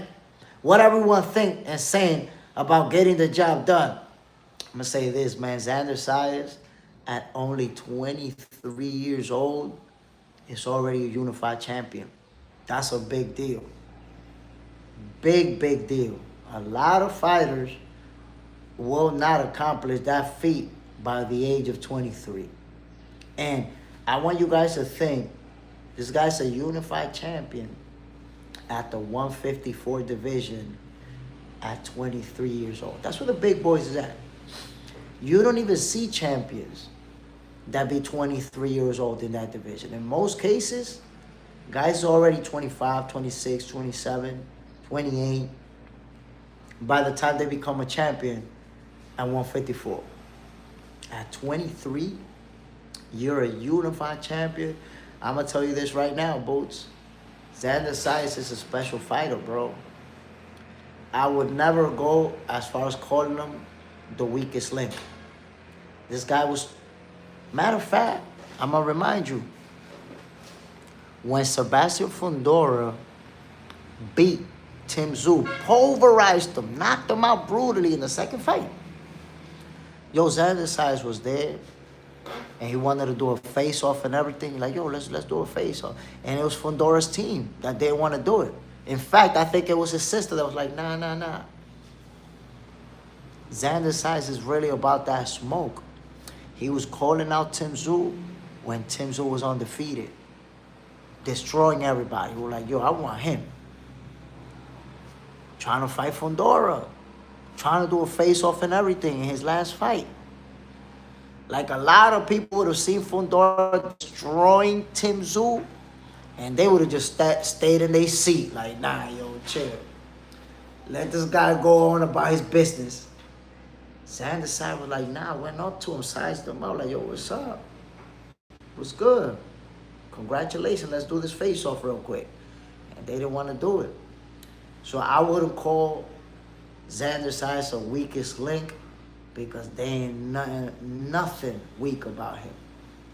This guy got that old school, that throwback mentality of, I'm really trying to go after the best. So let's see. Let's see what's next for Xander Zayas, but he just accomplished once again. And let me tell you guys, I said this before, and I stand on 10 toes on that one. Xander Zayas is the face of Puerto Rican boxing. He's the guy. Edgar Berlanga, we already see both times he lost, he got pummeled. Canelo Alvarez, he survived. He fought Canelo Alvarez to survive, to make it the distance.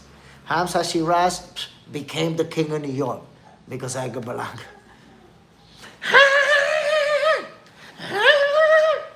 Hamza Shiraz beat the shit out of him. So, and we saw Suriel Matias get beat up pretty bad in his last fight. Suriel Matias already taken a couple of beatings.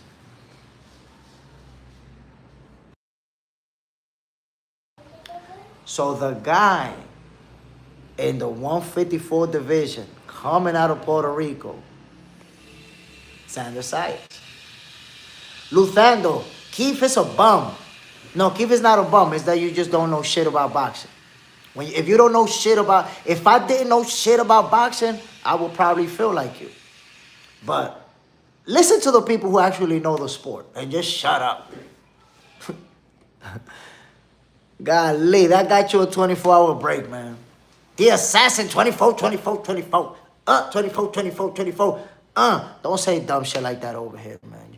You gotta go. You see that there's some YouTubers, some super fans who create boxing channels, you gotta go to those channels and say stuff like that, bro. You can't come over here and say goofy shit like that.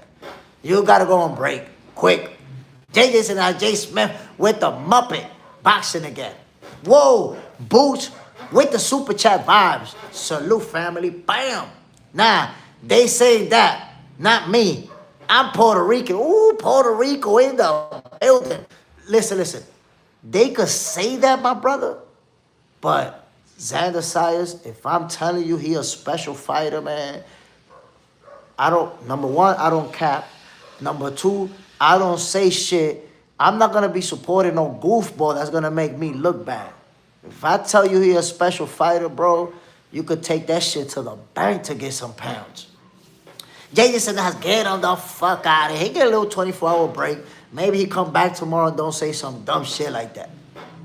Big L Rodriguez, Keith, it's a bump? Bro, he gets at least 72 hours for that comment. Like, it don't allow me to get more than 24 hours. When he come back tomorrow, if I remember his name, I got to give him another 24. The assassin, get him the F out of here. That's how we got to do it. Listen, I'm going to tell you guys like this. Somebody told me, yo, Jay, when they go in the comments and they say stuff like that, you got to leave them because that's going to make the channel grow faster, because you're going to start arguing with them and everybody's going to start arguing with them. Guess what? I don't want the Box Center family to be made up of a bunch of goofballs who don't know shit about boxing. I want this community to be a bunch of people who know what's going on, who know who's a great fighter, who know what the hell is going on in the sport. If you show up over here talking about Keith is a bum, you don't know shit about boxing. You just don't know shit. So I put you on mute so you can shut up and listen, read the comments. When you read those comments, you understand, God damn, these people know what they're talking about. You need to shut up. If you don't know boxing, it's okay if you want to be here and you want to read the comments and you want to see what we're talking about, but just don't say nothing, because you're going to go on break quick as soon as you say some dumbass shit. We building a community of people that know what the hell's going on. Miguel Rodriguez, Zayas is that dude. Believe him. Yo, Xander Zayas, like I said, if you Google who's been the world champions at 154 in the last 10 years, and then who unified in 154 in the last 10 years, see how many people did it at 23 years old. See, I don't even have to look for it. See how many people unified titles at 154 by 23 years old. You got to be special to do that. That's the big boys up there. That's the big boys. They punch it hard as hell up there. And you a unified champ? Come on now. Come on, my peoples. JJ's in the house. F that J Smith. If you leave them, they will slow down the show, of course. Why am I'm not trying to have the channel get to 10,000 goofballs subscribed. Nah, when we get to 10,000, it's going to be 10,000 people who know the sport of boxing, who know what they're talking about, who make good conversations. I'm not going to have 10,000 goofballs up in here just because we trying to grow. Get the hell out of here. Nah, we get them out quick. We don't need that. We don't need that at all. Joe Jacket, Keith Thurman is the who we talking about. I mean, if somebody say Keith Thurman is a bum, they gotta go quick. Boots, I was tight when Matias lost, and I would never say that Xander Zayas is the weakest link. I said people are saying that. I got you, bro. And look, I've seen a lot of people say it on this very show that he's the weakest link in the division. But they're going to find out, man. If they should have found out. Ain't nothing weak about him. Ronaldo, so you think he ready for Devin? Bro, Devin is at 147. Xander Zayas is at 154. And eventually, Xander Zayas is going to move up. So I don't think we're ever going to see Devin and Xander in the same division. Boots, Keith Thurman has power in both hands and has explosive. That boy could crack. And he's got a good chance of knockout from Slender Man. I'm going to tell you this. There's fans who don't want to believe it because the disrespect of Keith Thurman has become normalized. Look how somebody just showed up in here talking about he's a bum. But just look at what he did in his last fight. Fast, strong, sharp, footwork on fleek. Keith Thurman is still a dangerous fighter. And I told you guys, somebody with a chip on their shoulder that want to prove to the world that he can still be a world champion, that he can still perform at the highest level on the biggest stage, that's Keith Thurman right there. He want to prove what he bringing to the table. He want to show the people that he still got it. So anybody suggesting or even thinking that Keith Thurman is going to get washed, you got something else coming, bro. I promise you got something else coming. And I'm not predicting winners or losers just yet. I will make that prediction, but the fight is in March. I'm going to take a little bit of time for that. But right now, I can tell you, this is going to be a good competitive fight. This is going to be a good one. And Keith Thurman is going to be the best fighter Sebastian Fundora ever faced. Let that sizzle in your spirit, my peoples. Eye for eye. Jay Smith, get him the F out of here. He cooked. Big boss. Slender too long for Thurman, but Thurman is still dangerous. He got that speed, bro. That speed, and he got that power. And he's going to be able to close the gap and land his punches too. It's going to be a good fight. It's going to be a competitive fight. Ronaldo, I love what you're doing, bro. Real talk. I appreciate it, family. And I do this for the love of the sweet science, and I do this for you guys. I do this for me and for you. And I'm going to tell you guys, and I'm going to make it real quick so you understand how Boxing for Breakfast was born.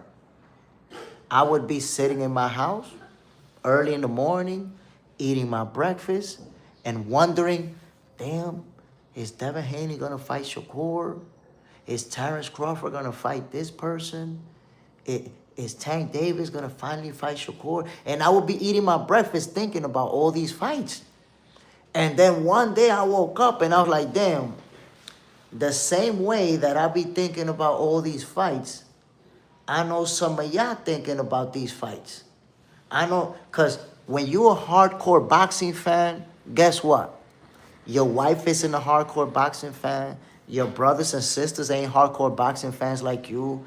So you really be talking to yourself, thinking about these fights. Because my wife don't want to hear that shit. She ain't a boxing fan like me. So I said to myself, you know what? When I look around, all I find is all boxing content. I find shows that they did yesterday, videos that got uploaded yesterday. But I'm eating breakfast in the morning. I don't have a show that I could watch, that I can associate myself with and say, yeah, damn, this is it right here. That's when I decided Boxing for Breakfast. My cousins don't want to talk no fucking boxing. My wife don't want to talk no boxing. My son is only 4 years old. Who am I talk boxing with? I'm talking boxing with Cha. That's when Boxing for Breakfast was born. I was like, you know what? We need a breakfast show where it's all about boxing. And here we are, my peoples. The show kicked off, like 5-6 months ago, and people embraced it. The boxing community embraced it. You guys came in and said, you know what? We feeling this. We want to talk this boxing shit. We want to argue boxing early in the morning. We want to debate. We want to talk about what's next, what happened yesterday. And here we go, my people. Boxing for Breakfast is going to be the #1 boxing show, period. Only a matter of time. Only a matter of time, my people. Shaggy, I love Boxing for Breakfast. Salute, bro. Ronaldo, best way to get up in the morning. JJ said, Jay Smith, thanks for having your channel. My wife wants to talk about shopping, and I want to talk about boxing. But that's what I'm trying to tell you, my brother. We don't have, if you're a real hardcore boxing fan, most of your family ain't hardcore boxing fans like you. They don't want to get up in the morning talking about fights. Jason Storm, smoking on that Keith Thurman pack. Do you have Keith Thurman getting stopped? George Jackin, I've been day one subscriber and supporter of Boxing for Breakfast. appreciate you, family. And there's a lot of you who was already here when this show kicked off. And you guys have seen how little by little, because here's something interesting that I'm going to tell you guys. When Boxing for Breakfast started, the channel had like 800 subscribers. So a lot of you saw us get to 1,000 subscribers, saw us get to 2,000 subscribers, and now we're close to 2,700. So soon we're going to 3,000 subscribers. So ever since I started doing this show, the growth has been steady. We continue to grow. More people get to see us. And I want to give a shout out. I know that there's some of you who actually share my videos, whether it's on Facebook, on Instagram, on different social media apps. And because I've had people come on the show tell me, yo, man, this person told me to come see you, or that person told me to come see you, or I saw your post, somebody posted these videos. And I appreciate it, because I could get to number one, within a year. I could be number one. But if I don't got that support from you guys, the way that you guys got my back, it could take 2, 3, 4, 5 years for me to get to that spot. I don't want to take forever. I know I'm going to the top. I know I'm going to the top. But you guys actually decide how fast that happens. And you guys been having my back. You guys been showing up every day. A lot of you been hitting that like button, making sure you kick me into the algorithm. Salute to all of y'all, man. George Jackin, I'd love to play this show in my barbershop, but we don't open until 11 a.m. We talk this on the shop every day. Talking boxing, bro. You see? Y'all talking boxing. People want to hear it. People want to talk about it. And the one thing, I'll be right there. And the one thing that those of you who've been watching the channel, you guys know, I never do conspiracies. I never do clickbait. I'm never making shit up out of thin air to try to get some views or to try to get some likes.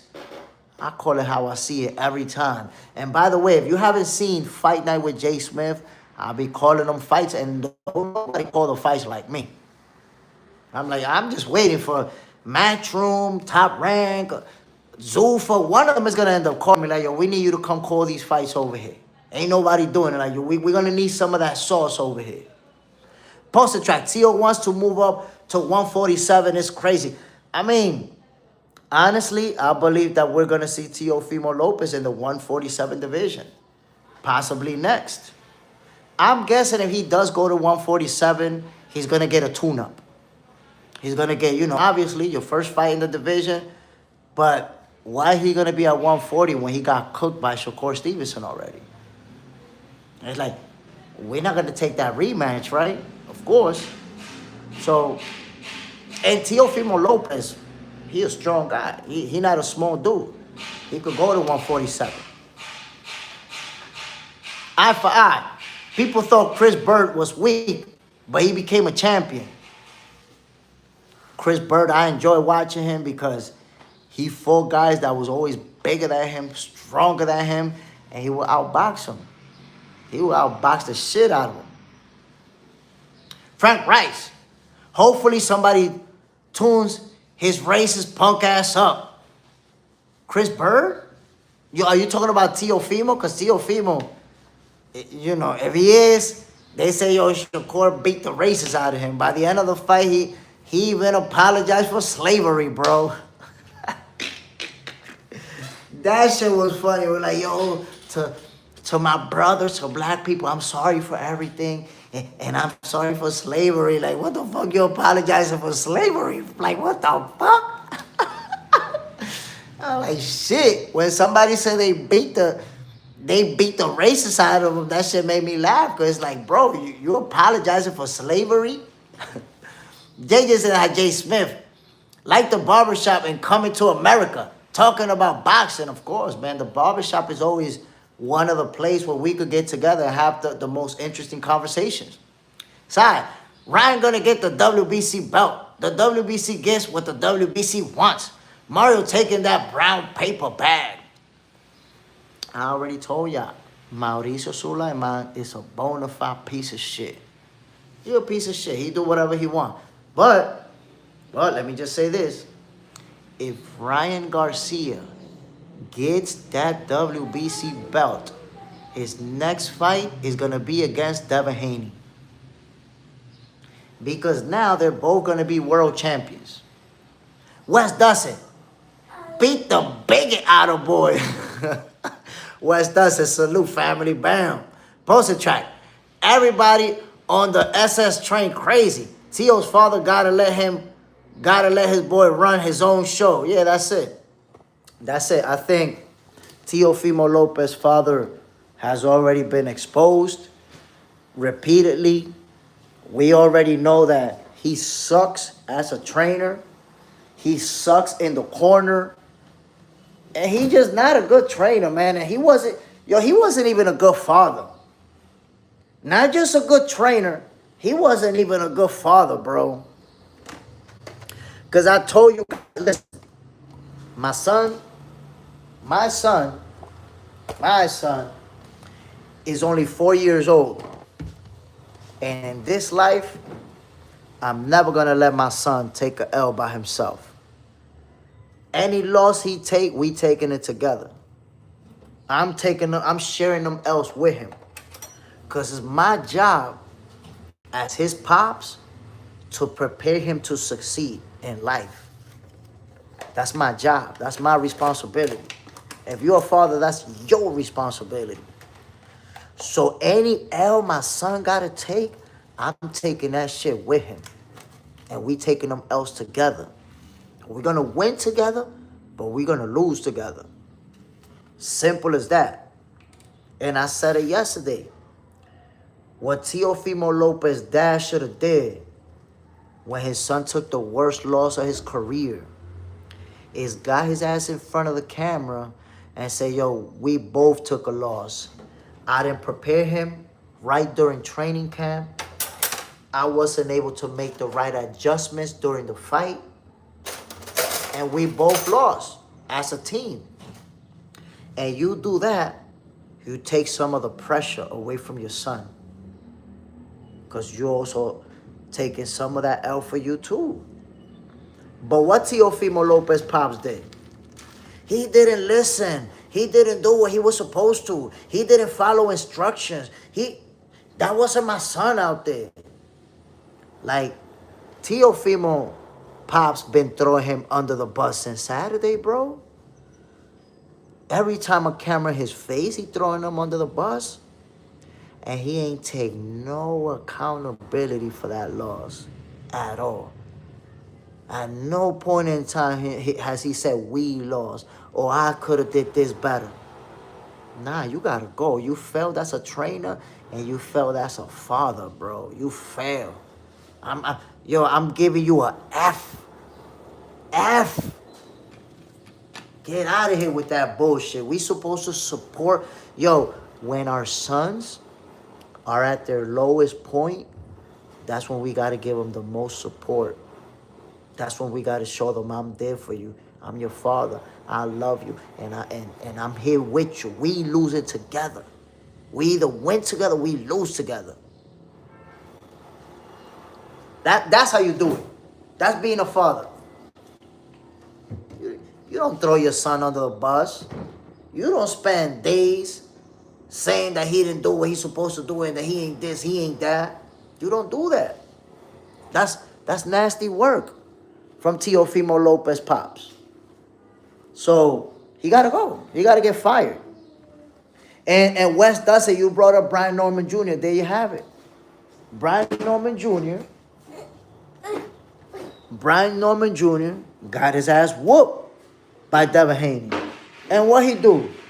He fired his pops. And you know he love his pops. Got a great relationship. With Pop Dukes. But so go. But ultimately, it's Brian Norman Jr.'s career. If he wants to level up and he feel like his father can't take him any further, he did what he had to do. did what he was supposed to do. And a lot of people fired their pops. Oscar De La Hoya once upon a time fired his pops. And a lot of fighters have fired their pops. Teofimo Lopez got to let him go. Simple as that. Now, if he would have been competitive versus Shakur Stevenson, we're not having this conversation. If you know, oh, Teofimo lost, but he became the first guy to drop Shakur, then we're like, oh, damn, but he at least dropped him. He made it a close fight. The scorecards was 7-5. Oh, shit, that's a close fight. Pop Dukes took him there to get his ass whooped. Get his ass whooped. You didn't prepare him to win that fight. You prepared him to get his ass whooped. Jorge Cortez. He only there when the money's coming and he winning.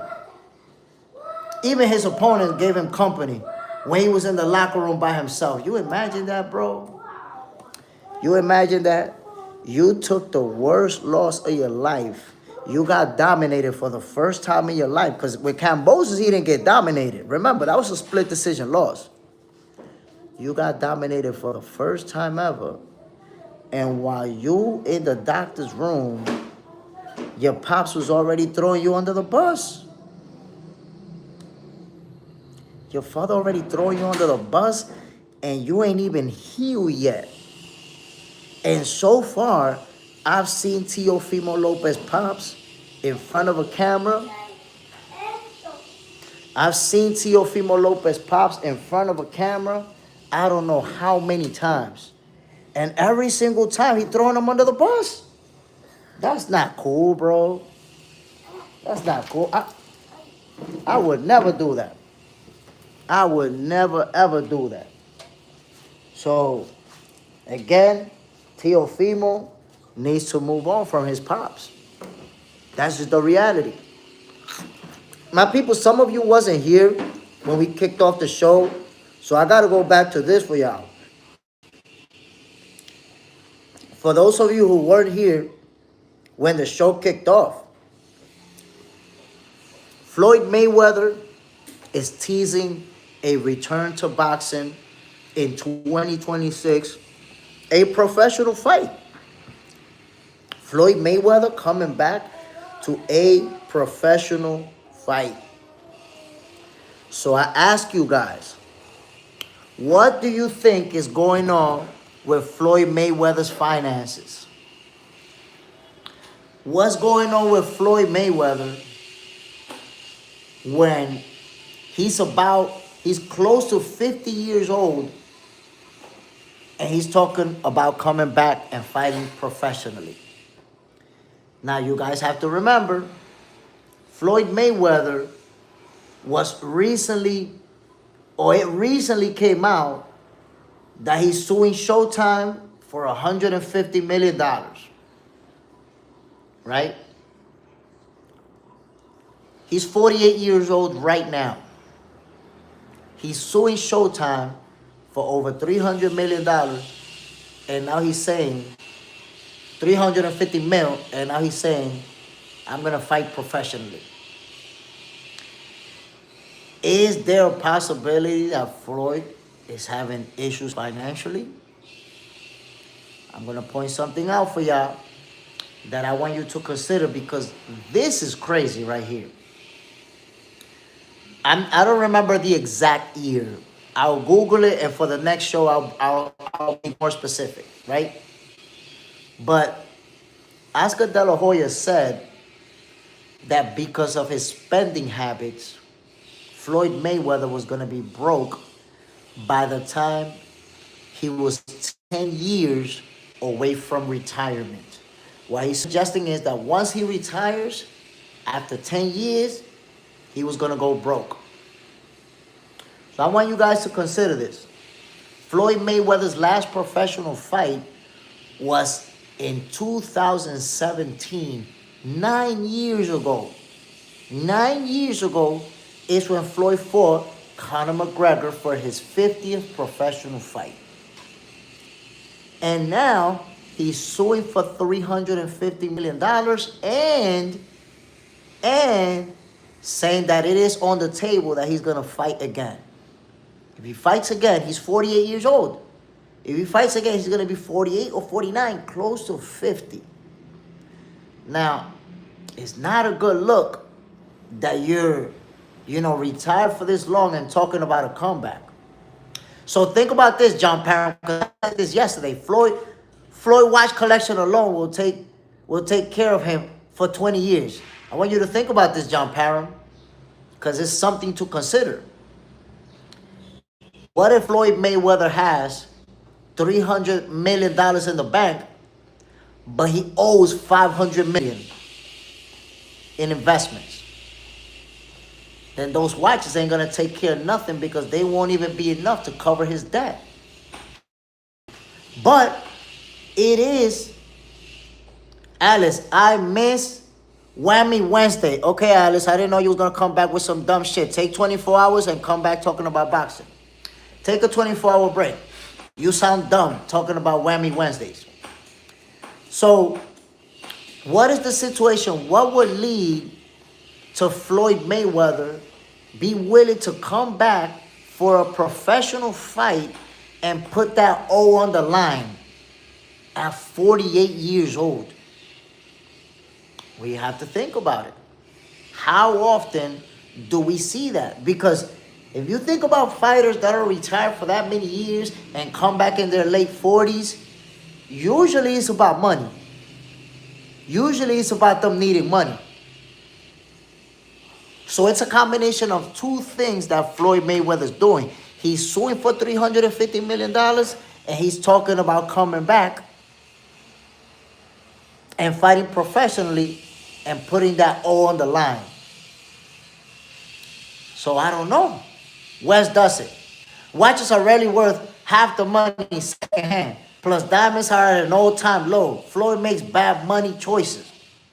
So, and this is what Oscar De La Hoya said. And I'm talking about years and years ago. Oscar made that prediction. I want you to think about it years ago. Oscar said that Mayweather, once he retired from boxing, because of his ego, he's gonna keep living the same lifestyle. But he's not making $100 million for a fight. He's not fighting and making these type of paydays anymore. So the club that he got in Vegas, that's a good investment with the girls and everything. That makes money. He's making money. But guess what? If you got a business that's making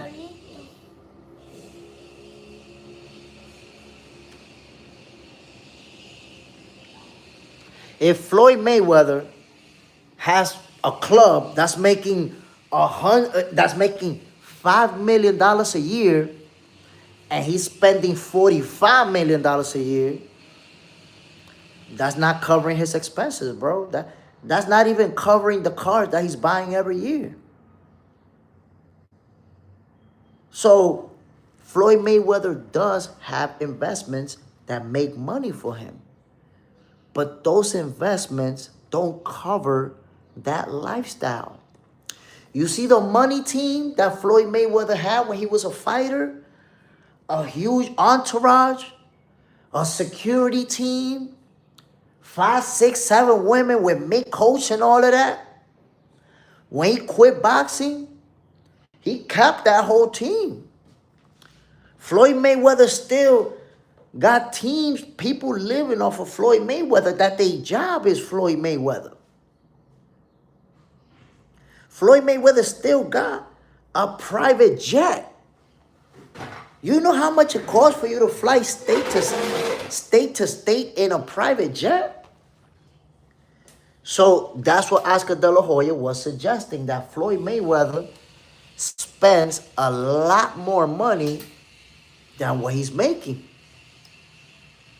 That's where the problem is at. If Floyd would have said, you know what, I'm not going to box anymore. I don't need to have a 50-something car collection. I don't need to have 25 Ferraris and 25 Lamborghinis and 5 Bugattis. I don't need all that.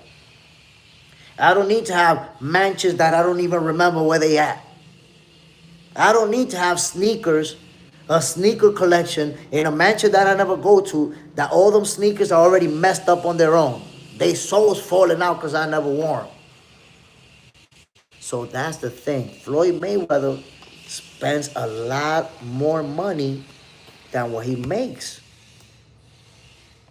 Or that's what it's looking like. But it's never a good look to see a guy say, I'm coming back. I got mad money, but I'm coming back and I'm risking my undefeated record. Floyd Mayweather undefeated, my peoples. And one of the reasons why Floyd became the most famous boxer in the world is because of his undefeated status. Look, there's people out there who never seen a Floyd Mayweather fight. All they know is that Floyd Mayweather's undefeated and that's it. They never seen him fight. Yo, by the way, salute to everybody tuning in. As of yesterday, I'm no longer shadow banned, my peoples. Make sure you hit that bell. Now you should start getting those notifications because I've been shadow banned for 3 months straight. The Zone and Netflix hit me real hard. Bam!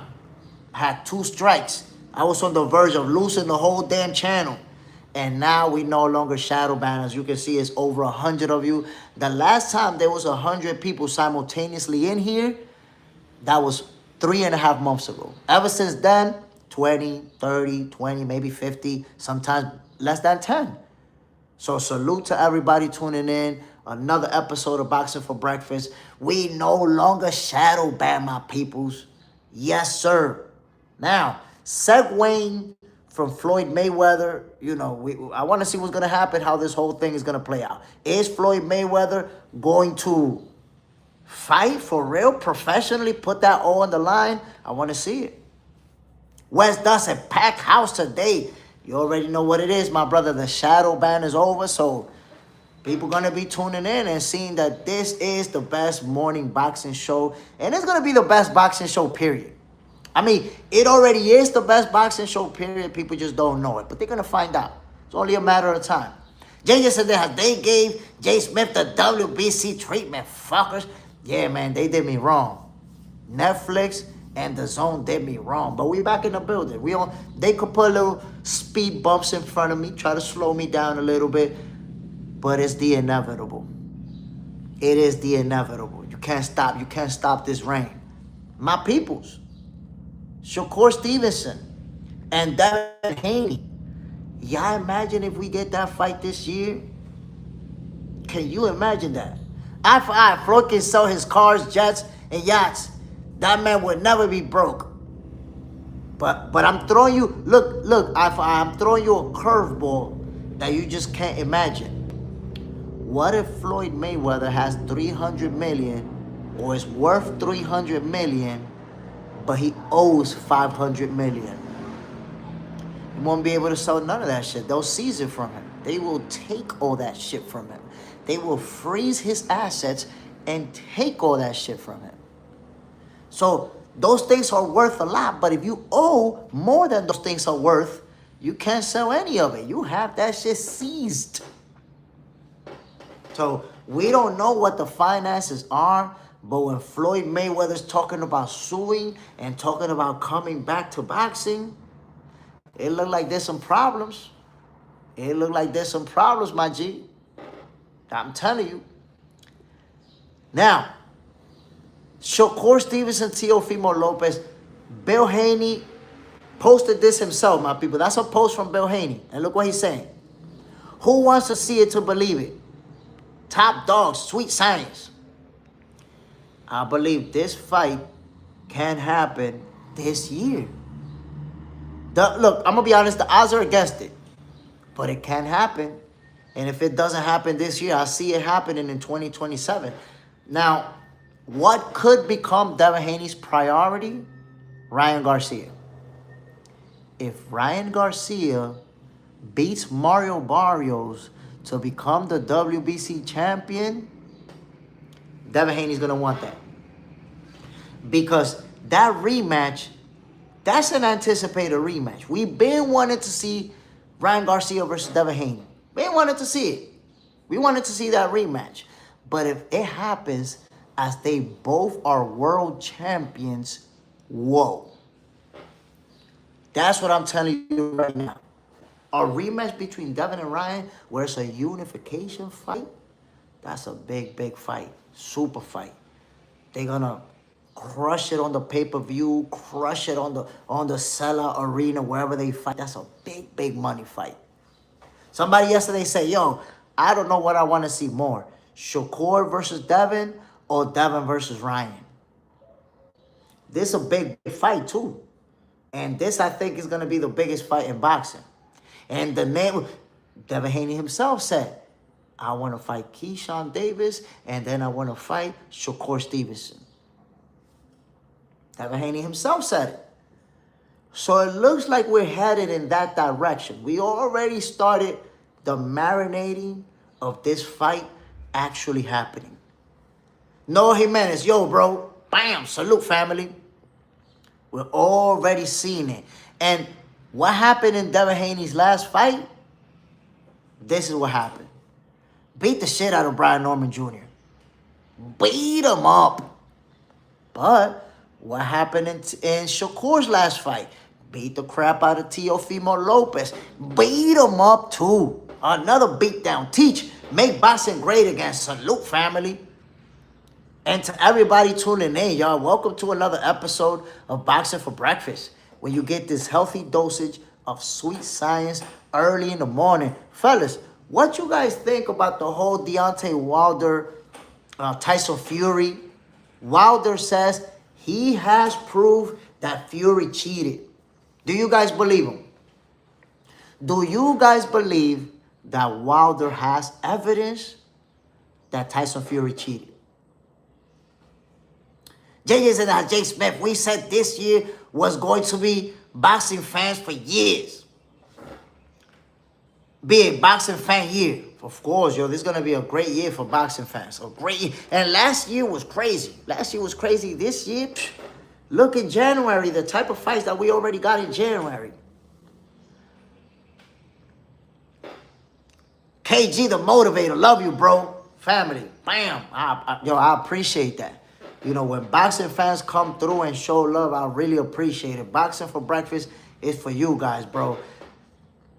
KG, no.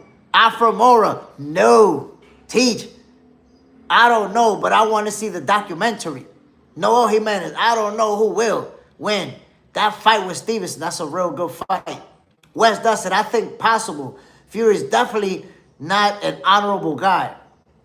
So I'm going to give you guys my take. And I'm keeping it 100. To me, Wilder sound like he full of shit. He sound like he just can't accept those beatdowns that he took. And you know why I tell you that? And if you don't see it like I see it, that's okay. I respect that. But I'm going to tell you why I feel like he's full of shit. Bro, how long ago he fought Tyson Fury? How many years ago? And he's always talk about having evidence, but has never produced nothing. Nothing at all. Somebody who get beat and they got evidence, they're going to produce that shit, bro. They're not going to let that win just sit there. They're going to produce that shit, they're going to challenge it, and they're going to try to overturn the decision. Wilder never done nothing but say he got evidence. But he never shown nothing, my peoples. What makes you believe that he just not on denial? I mean, remember when he first said that his suit was too heavy, that his own trainer spiked his water, that, Wilder had like a million excuses. Now he got evidence. So to me, it just looked like he's traumatized, like he's never been able to accept that he got beat up, and he just making shit up out of thin air. And I'm going to tell you why. I feel like he's full of shit when it comes to that evidence stuff. And I ask you guys this question, and I asked it earlier. If you yourself have evidence of something, and I challenge that, I tell you, You got evidence? Show me. Because if you don't show me, I'm not buying it. What's going to be your reaction? You're going to be like, hey, shut up, Jay Smith. Oh, here's my evidence. And I'm going to be looking goofy as hell. Like, oh, shit. Bro really do got evidence. You got it, fam. When you got evidence of something, you can't wait to produce that shit and make people shut up. You can't wait. But in this case, how many years ago it's been? Wilder never produced anything. And not only that, I don't know if you saw Wilder, cursing that guy out in the UK just for asking him about his evidence. Dude just asked him, you said this and this about Tyson Fury, but you ain't showing him. Shut up! You don't know what we go through as black men. I'm like, what the fuck? So now every time people ask him about his evidence, he's going to go on a rant about being black and going through a lot of stuff. What the hell does being black got to do with evidence? You went on a show and you say you got evidence. You're going to get mad when somebody asks you to produce it? That's crazy. That sounds like you lying and you don't want to be pressed about it because you don't got shit. That's what it sounds like to me. Wes does it. Those punches look weird though. I don't believe any of the poisoning and throwing the fault at the trainer. No, and I agree with you. I agree with you 100%. The gloves and all that. But let me tell you this. Yeah, race card, man. I don't want to hear about no race card. You the one that said that they cheated. Produce your evidence. It don't got nothing to do with being black, white, nothing. It's just about evidence. Do you have it or not? You can't be bringing up race because somebody's asking you to show evidence. So let me say something, Wes does it, that I want you to consider. Let's say you see that they got images where the glove is twisting this way, the glove is twisting that way, right? Let's say I take the boxing glove and instead of putting it where it goes in and I'm holding my fist in my glove, let's say I pull it out just a little bit and now I close my fist. So the glove is hanging up here, right? Because that's what some people suggested. If I do that, I could slap you with my punch and hit you with this part of it. But the hardest punch that I could do, which is hitting you with my fist, is going to be cushioned by all of that glove that I left outside. So I'm going to be at a disadvantage. If I put my glove on over here and leave a big chunk out so I could slap you with it, my hardest punches is going to be cushioned by the glove. I'm going to be at a disadvantage. I would never even try to box somebody with my glove sticking half in. But not only that, at these fights, you have somebody from the other team watching you put your hand wraps on, watching you put your gloves on. They even able to inspect your glove and inspect your shit that you're getting put on. Come on now. So, based on what happened right there, it suggests that there was nothing illegal done, that there was no cheating done. But again, if he says, I got evidence, but doesn't produce any evidence, and it's been years already, he look like he full of shit. I got evidence. John Parham, Jay Smith. What do you think about James Toney saying he would destroy Usyk in his time? I honestly don't know who would win. Honestly, right now, I would see that as a 50-50 fight. I don't see James Toney destroying Usyk at all. I see Usyk being a great fighter in any era that you put him. Any era that you put him. I see him becoming a world champion and accomplishing. The thing is, old school fighters always do that. It's just like in every sport. Look at the basketball players from back in the days. Oh, yeah, these guys are soft. We would have smoked them easy. Football players, oh, these guys, we would have smoked them easy. It's always like that. We're always going to see the old generation feeling like they could have beat up the new generation. I don't believe it at all. And by the way, James Toney was definitely a great fighter. Usyk is more accomplished than him. James Toney, if I'm pretty sure he never became undisputed, or am I wrong? I think he never became undisputed.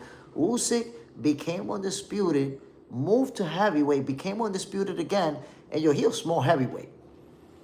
We all know Usyk is a small heavyweight. We thought this guy was going to get crushed when he moved to the heavyweight division. People forget that. People forget that the expectations were this guy did his thing, but at the heavyweight division, he getting cooked. John Parham, Zhang did look sus. Nah, man. I mean, Wilder got caught doing a 360. And that's the crazy thing about it. If you remember, you may recall, Wilder was like, why would you pick a guy that you knocked out to be your trainer? But he was actually practicing a move with his trainer where he would go,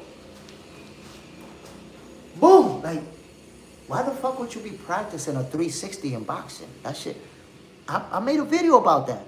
I was like, bro, a 360? Y'all working on a 360? And how he get knocked out versus Zhilei Zhang? My boy said, boom! He got knocked out right after doing a 360. Bro, why, like, I don't think y'all ever seen a boxer practicing a 360. And I don't think you're never going to see another boxer practicing a 360. Alfamora, true boxing fans know all that. West Dustin, Wilder really might be tripping. I appreciate your take, Jay Smith, because I've never had my hands wrapped and gloved. And I could tell you, bro, obviously I have mine because I fought. And you have somebody, think about this. I fought a pro debut at 44 years old in a small venue. And when I was getting my shit done, there was somebody from the other team right there standing, just staring. He never said nothing. He didn't ask to analyze or nothing. But this dude, I'm sitting down with the coach, getting my shit put on, and this dude stood there the whole time, just staring. And because, remember, when you fighting at a lower level, you don't got your own locker room. You don't got your whole team. Nah. It's me sitting right here, getting my wraps put on. It's another fighter right there who's fighting before me, getting his shit put on. It's like 3-4 people sharing the same locker room. And then there's another locker room. It's like 3-4 people, and we all doing it at the same time. And people moving around, walking around. I didn't even know that dude was from the other team. I just thought that somebody that was curious and watching. And then the coach told me, nah, he got to be, because I'm like, yo, what the fuck this guy looking at, B? And he was like, nah, he from the other team. He making sure, everything is legit. I was like, oh, no big deal. But the whole time my shit was getting wrapped, and the whole time they was putting my gloves on and lacing them on, when the guy left, when somebody came and put their little signature shit, like, oh, yeah, okay, you good. Pop, pop, pop, pop. Then he left. Pop. And somebody from my team was over there too, watching homie getting his shit put on. So it's hard for you to tell me that your team was there and they did something to the glove and your team didn't see nothing. They didn't know nothing. Now after you got your ass whooped, now we know, yeah, we got proof that you cheated. But what's the proof? We never seen it. We never seen no proof of no cheating ever. So to me, I'm telling you, I feel like we're full of shit when it comes to that. John Parham, Lennox Lewis was different. Lennox Lewis was a special fighter. Remember when Hasim Rahman knocked him out? Watch this. That's what I told you. I'm the human algorithm. Let me see if you guys remember this. Hasim Rahman was the first person to beat Lennox Lewis. He stopped him. Caught him with a nasty right hand. Boom!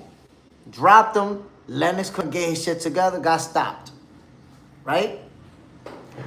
Yo, there was a rematch clause in that fight. Hasim Rahman didn't want to fight the rematch. McCall knocked him out first. He already had a loss. Are you sure? Are you? Oh shit! Damn, I didn't realize that. I thought Hasim Rahman was the first one, but I digress. When Hasim Rahman knocked him out, I want you to remember the rematch took almost like a year for it to happen. You know why it took that long? Because Rahman didn't want to do the rematch. Lennox Lewis actually had to take him to court. Lennox Lewis had to take him to court to arbitration because Rahman didn't want to fight.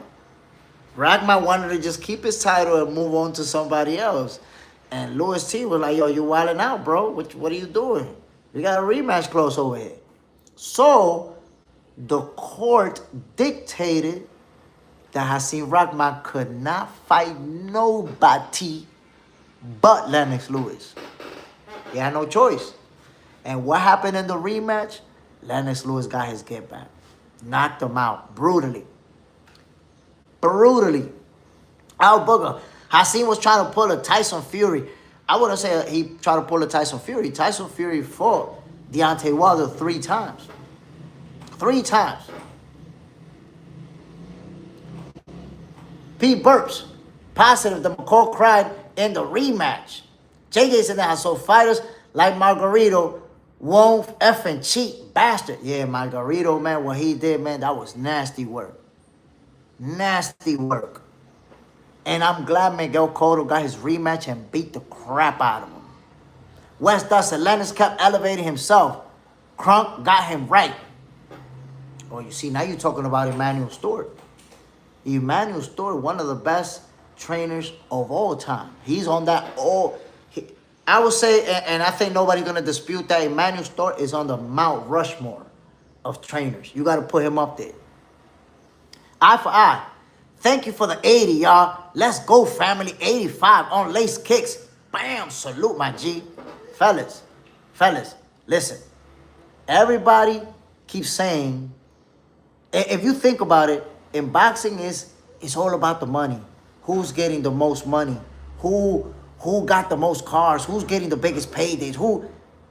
Boxing, part of it has turned in, it's because of boxing fans, has turned into about who gets the most. You gotta give Terence Crawford his flowers, my peoples. Against all odds. Against all odds, this dude got to the top. Retired fighter of the year. Only 3-time undisputed in the history. Well, the 4-belt era. Let me say that because somebody's going to come in here. No, that's the 4-belt era, though. And now they asked him, would you come back for $100 million? And he said, nah, I'm not going to sell my soul. I don't need to come back. I'm good. Gotta respect that, my peoples. Regardless of how much people try to diminish his accomplishments, the guy made more money than all the fighters who said he was broke. Than all the fighters who mocked him like, he ain't making money like that. He ain't getting paid like that. Because that's the thing about fans. You try to jump on the narrative. When you see a fighter saying something, you repeat the same shit. So a lot of people been on this show in different episodes saying that Crawford ain't making money like that. He really don't got money like that. This guy made $100 million versus Canelo Alvarez alone. Made a shitload of money versus Errol Spence. Made a shitload of money versus Madrimov. But not only that, Terence Crawford got real investments. Mad properties. If you follow him on IG, I've seen him go to houses that he bought to flip. And like they breaking it down to hook it up and sell it. Terence Crawford got investment for days. But not only that, he didn't blow his fortune, my peoples. He didn't blow his fortune. He don't got a car collection. He don't got a jewelry collection. He don't got a watch collection. He don't got a yacht collection. He don't got a private jet. He don't got none of that shit. This guy drives in a truck. Pay like 60K. I think it was 80K. That's a heck of a truck. Most people can't. I can't afford an $80,000 truck. Most people can't. That's a good truck. But if he wanted to, he could have 4 Bugattis right now in his driveway. He could have 4 Bugattis, 4 Lamborghinis, 4 Ferraris, 4 of everything. And he ain't got that. Why?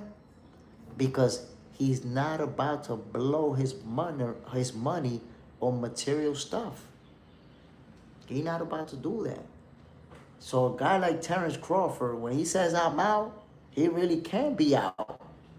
You're not going to see him coming back because he need a payday. Wes doesn't turn look like the man in the eyes and look at the man in the eye and say, now we know who you is. You sell your soul. They didn't flinch. And if you notice, when he said that, for a second, Buddy kind of got stuck.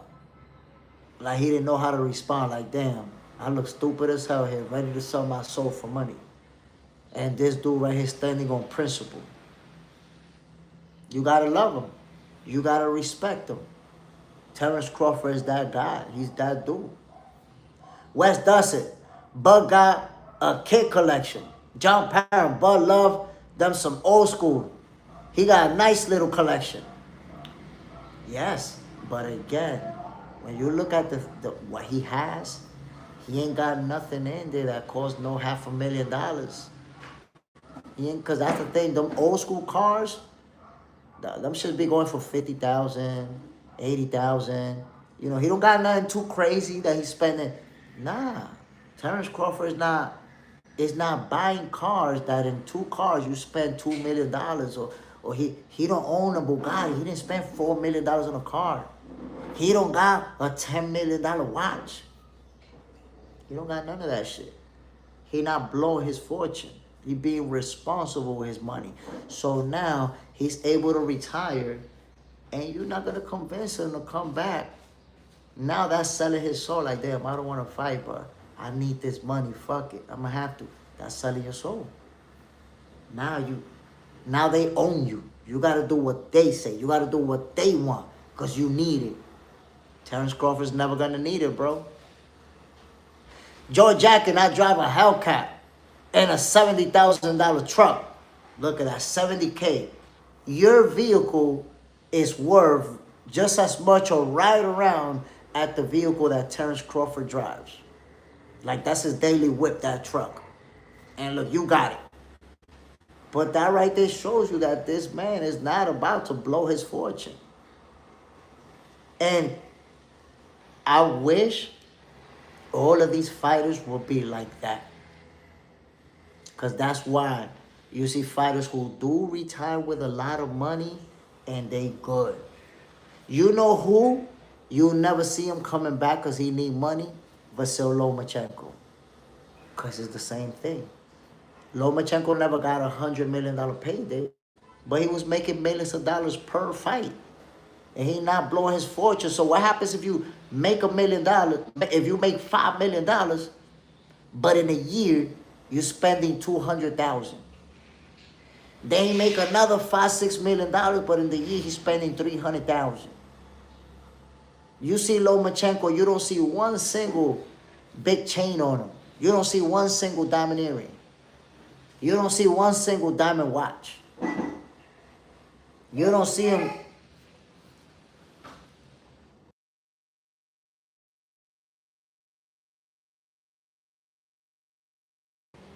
My peoples, I'm going to take a quick commercial break for this hydration. Stay with me. We still got some more boxing for breakfast to go for you guys. By the way, man, I appreciate everybody that tuned in for this episode, man. Everybody been showing love.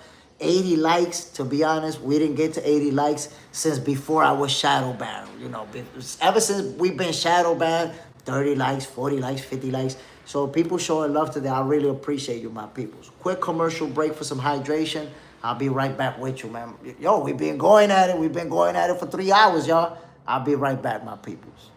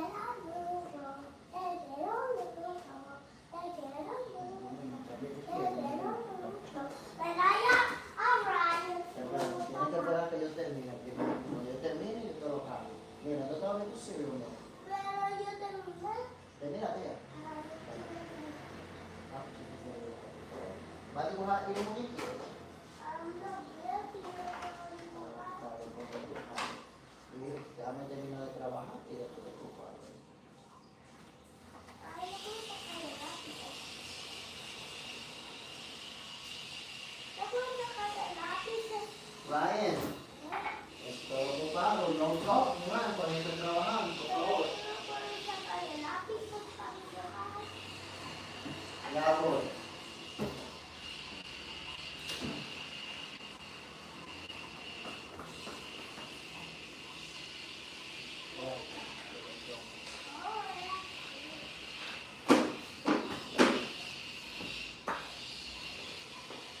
Here we go, my peoples. We back in action, y'all. Bam. Jason and Jay Smith will be right back after these messages. And for the people who gonna come through with the goofballery, y'all already know we getting you the F out of here. Wes does it. I'm calling dudes 5 years younger than me. Old. Listen, bro. There's people who could be 5, 10 years younger than you and they be washed up. They be washed up. You know why Wes does it? They didn't take care of their body. They didn't take care of their temple. John Parent, Wes. What you about 45? In my case, my people, I'm 47. I'm going to be 48 years old this year. And guess what? As a fighter in the ring, I'm washed up. But right here, my peoples, I'm in my prime. I'm peaking, y'all. Peaking. Go International. Good morning, King. Salute from Baltimore. Who is Floyd fighting? Whoa, Baltimore's in the building. Salute, family. Check this out, man. Oh, shit, Wes, you 52, bro? I thought me and you was the same age. You look young. Time treating you good, family. So, Go International 2025. Right now, we don't know yet who Floyd Mayweather's going to fight. He said that, you know, they floated a few names around and Terence Crawford is one of them. But Terence Crawford himself said that he's not coming back. So I don't know. I mean, I don't know if there's a possibility that Floyd reach out to Bud and tell him, yo, I need that. I need that fight, Bud. I need to get this bag. I'm going to help you get a bag. I need you to help me out with that. And maybe that'll be enough for Crawford to say, I got you, let's do it. But right now, Terence Crawford's stance is that he's done with boxing. John Parham, Pac-Man only makes sense. And I would say that too. Wes does it. Mayweather Pac-Man too. That makes sense. Because there was never a rematch. You guys know Pac-Man had the excuse that he had the shoulder and all of that. So it makes sense. And not only that, you know why I would get behind that fight, Floyd Mayweather and Manny Pacquiao? Because they're both right around the same age. That's why it makes sense. You know, I've always been someone to say, I don't like to see fighters in their late 40s getting in the ring at all. Because you already had a long career. You already took a lot of punches to the head. I don't want to see you end up like Muhammad Ali, which is something that Terence Crawford said himself. Look how Ali's health deteriorated. I don't want to be in that situation. So I don't want to see Floyd coming back and fighting a young lion and getting beat up or nothing like that. But if it's with somebody who's right around his age, like Manny Pacquiao, I'm with it. I'm all for it. John Parham, Haney will beat Floyd at this age. Oh my God, Haney will beat the shit out of him. In fact, and I believe Bill Haney said that Floyd was working with Devin, and that's when he realized he had to retire. Like Devin was putting all type of hands on. And that's a young Devin Haney. Like a 20-year-old Devin Haney, something like that. 2019. Putting all type of hands on Floyd. So that's when Floyd realized, yo, if these young, hungry lions are putting hands on me, yeah, it's time. It's time to go, because if I stay, I'm going to catch an L out here. JJ's in the house. Pac-Man needs the money to build more tiny homes in his country. 84 likes, hell yeah. Yeah, people hit the like button. It hasn't been as much ghost watching today. I appreciate y'all. Eye for eye. I think Haney good, but I think Floyd, I'll school that boy by him being one of his students. Nah, bro. At his age, trust me. At Floyd Mayweather's age, he's slower than he's ever been, than he ever was as a professional. The strength is not there. The timing is not going to be there. You know, Floyd is still elite to a certain degree. There's fighters that he can't beat. But the elite, nah, they beating Floyd up, bro. Devin Haney beat the shit out of Floyd. Trust me. Wes does it. Yeah, JJ. Floyd and Pac-Man both need that dough. You see? So it makes perfect sense for if Floyd Mayweather is going to fight professionally, for him to fight Pac-Man. Which that's a fight that he can win and maintain that undefeated record. You go out there versus a young blood, you got problems. Eye for eye. I'm 45, my peoples. And eye for eye. What you think happens if you box a 28-year-old? A 28-year-old who's bigger and stronger than you. You're going to get your ass beat, bro. And I'm not talking about a street fight, because anything could happen in a street fight. I'm talking about if at 45 years old, you think you're going to get in there with a 28-year-old in a ring and have any sort of success, you're going to get pummeled out there, bro. Jerome. Shakur smokes Floyd too. Yeah, Shakur smoking him. Floyd will never come back to a professional fight with Shakur, with Devin, with Teofimo, with Conor Ban, with these young fighters. You're never going to see that. He comes back to a professional fight, is going to be somebody who's going to be close to his age. He's not going to give up too much advantage in age, and that's why Manny Pacquiao make perfect sense. Jay is in the house. This to Jay Smith and the Box Center family. You're all doing great job. Nice flow with the show. Salute, family. I appreciate you, brother. And my peoples, I'm about to end this episode of Boxing for Breakfast. I appreciate everybody who tuned in. You know, the shadow band is over, so a lot of people make sure you hit notification, that little bell, because now the notifications is going to start going out. And you got Boxing for Breakfast for days, my peoples.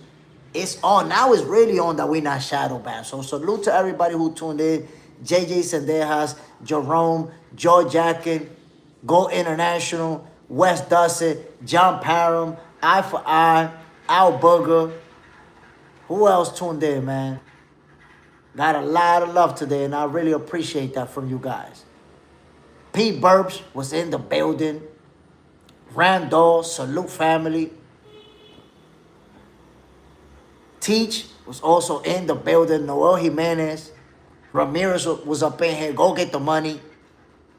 Sai and everybody else who tuned in. I really appreciate you fellas. Y'all know what it is, man. Boxing for Breakfast. I'm Jay Smith. Hope you guys enjoyed today's episode. And I'm going to see you guys tomorrow, 6:30 a.m. Eastern Time. We're going to be talking boxing like we do with my peoples. Y'all already know. I'm out here, man. Bam! Peace out, everybody. And one love.